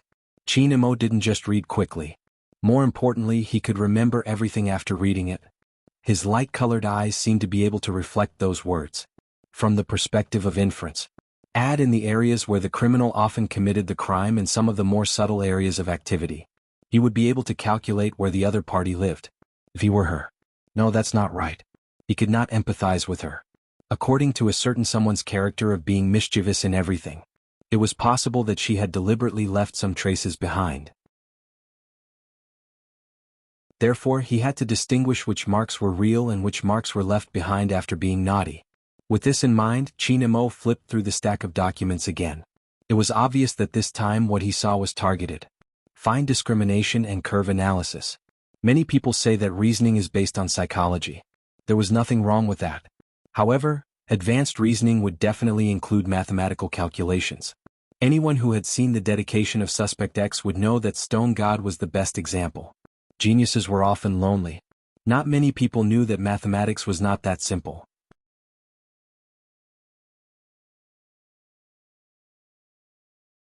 Chapter 1477. It was as though a 3D map appeared in his mind. Suddenly, China Mo opened his eyes. His gaze landed on the map of Fifth Avenue. His eyes lit up. I found it. Mamich? Eric had never seen the Almighty like this. Chin Mo's voice was still calm. The gray area of the entire street, the gathering place of all the underground workers, Seoul Return Street. Seoul Return Street was what the internet called it. Of course, this was the Chinese translation. Make such an analogy. It referred to the boundary between light and darkness. You would be able to see people from any industry there. Eric frowned. Would Z live in such a place? The conditions aren't good. Z should be quite rich. Someone calculated Z's assets previously. Of course she was rich. Every person that Z sent to prison would be taken over. Z would take over all of their assets. Hence, what that scumbag said was right. Z's money wasn't clean. However, there was something strange. Some people didn't live in poverty and would receive a sum of money instead. Z never gave money to the beggars on the streets. Eric felt that he still couldn't understand Z's thinking. Hence he asked China Mo about this. China Mo glanced at him. There's nothing hard to understand. The money belongs to her. She can give it to whoever she wants. What I mean is, why doesn't Z give money to the beggars on the streets? He didn't understand. Chin Mo's voice was calm. Homeless people with 4 limbs. Most of them are middle-aged. Funding is for those in need and those who know how to be grateful. Those who don't know how to be grateful will complain if you give them something for nothing. This is funding, not raising a demon. Those who don't have money aren't necessarily weak. There are also those who lie on the ground and pretend to be beggars. They take other people's things for granted. This has nothing to do with education, age, or background. Hence, funding to families won't be based on rich or poor. Instead, it depends on whether the other party is worthy or needy. These matters should be handled by another person. Another person? Eric looked up. You mean Z isn't acting alone? Chin Mo analyzed deeply. She must be acting alone. The impression Z gives off is that she acts alone. Even she what? Eric didn't understand why the Almighty didn't continue. However, as he stood in front of the large French window, his handsome face, which was accompanied by the starlight, had some other emotions. Chin Mo didn't finish his sentence. She was destined to have no close friends around her. He wanted to be a good Z. He had to learn to disguise himself first. He had to keep his distance from everyone so that he wouldn't be noticed. Because once you get too familiar with someone, you'll definitely lose your mind. Emotions come into being. As the young master of hackers, he couldn't use his emotions to do things. With great power came great responsibility. Because if they were not careful, they would implicate the people around them. Chin Mo lifted his head, his gaze landing on the moving cars. His heart ached. The things he was thinking about. This did not happen to his little tiger. Ever since the Bo family had moved, no one had asked her if she wanted to eat sweets. Just thinking about it, Chin Mo's side profile melted into the shadows. This made Ari a little confused. At this moment, Eric's phone rang. The caller ID was an unknown number.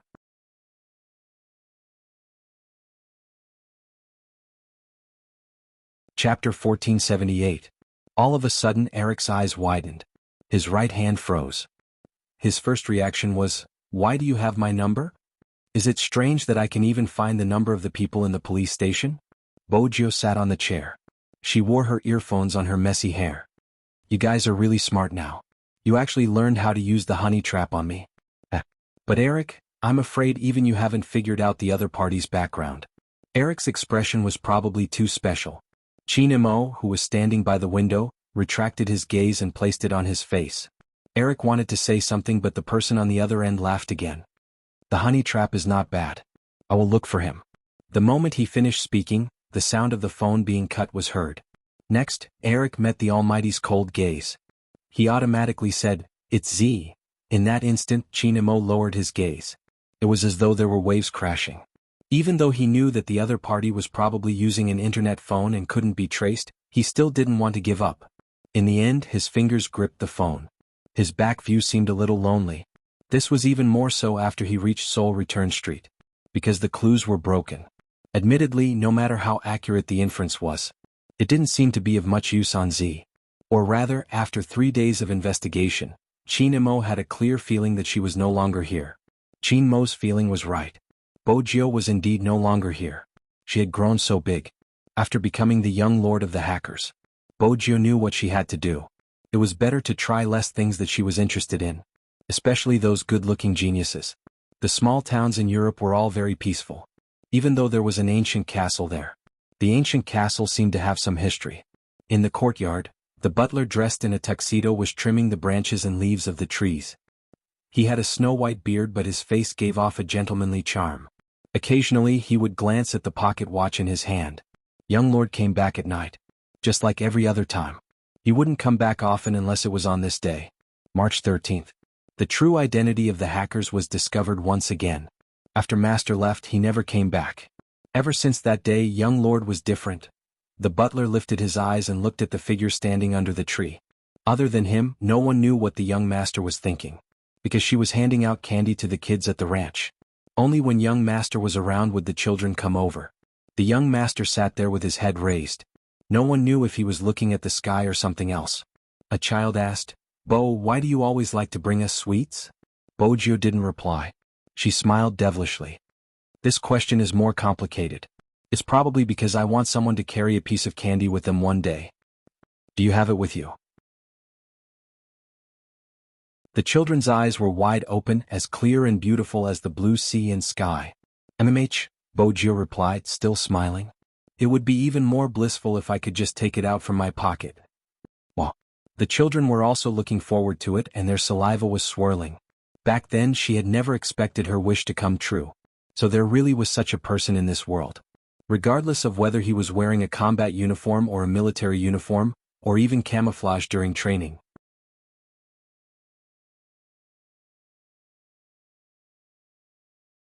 Chapter 1479. The most regretful thing in this world was missing out. Because she didn't trust anyone anymore, Boggio hid herself. But at the same time, Chinemo didn't find any more information about Z. It was as if she had evaporated overnight. Some of the townsfolk were even wondering if Z had ever existed. Chinemo had thought of looking for clues.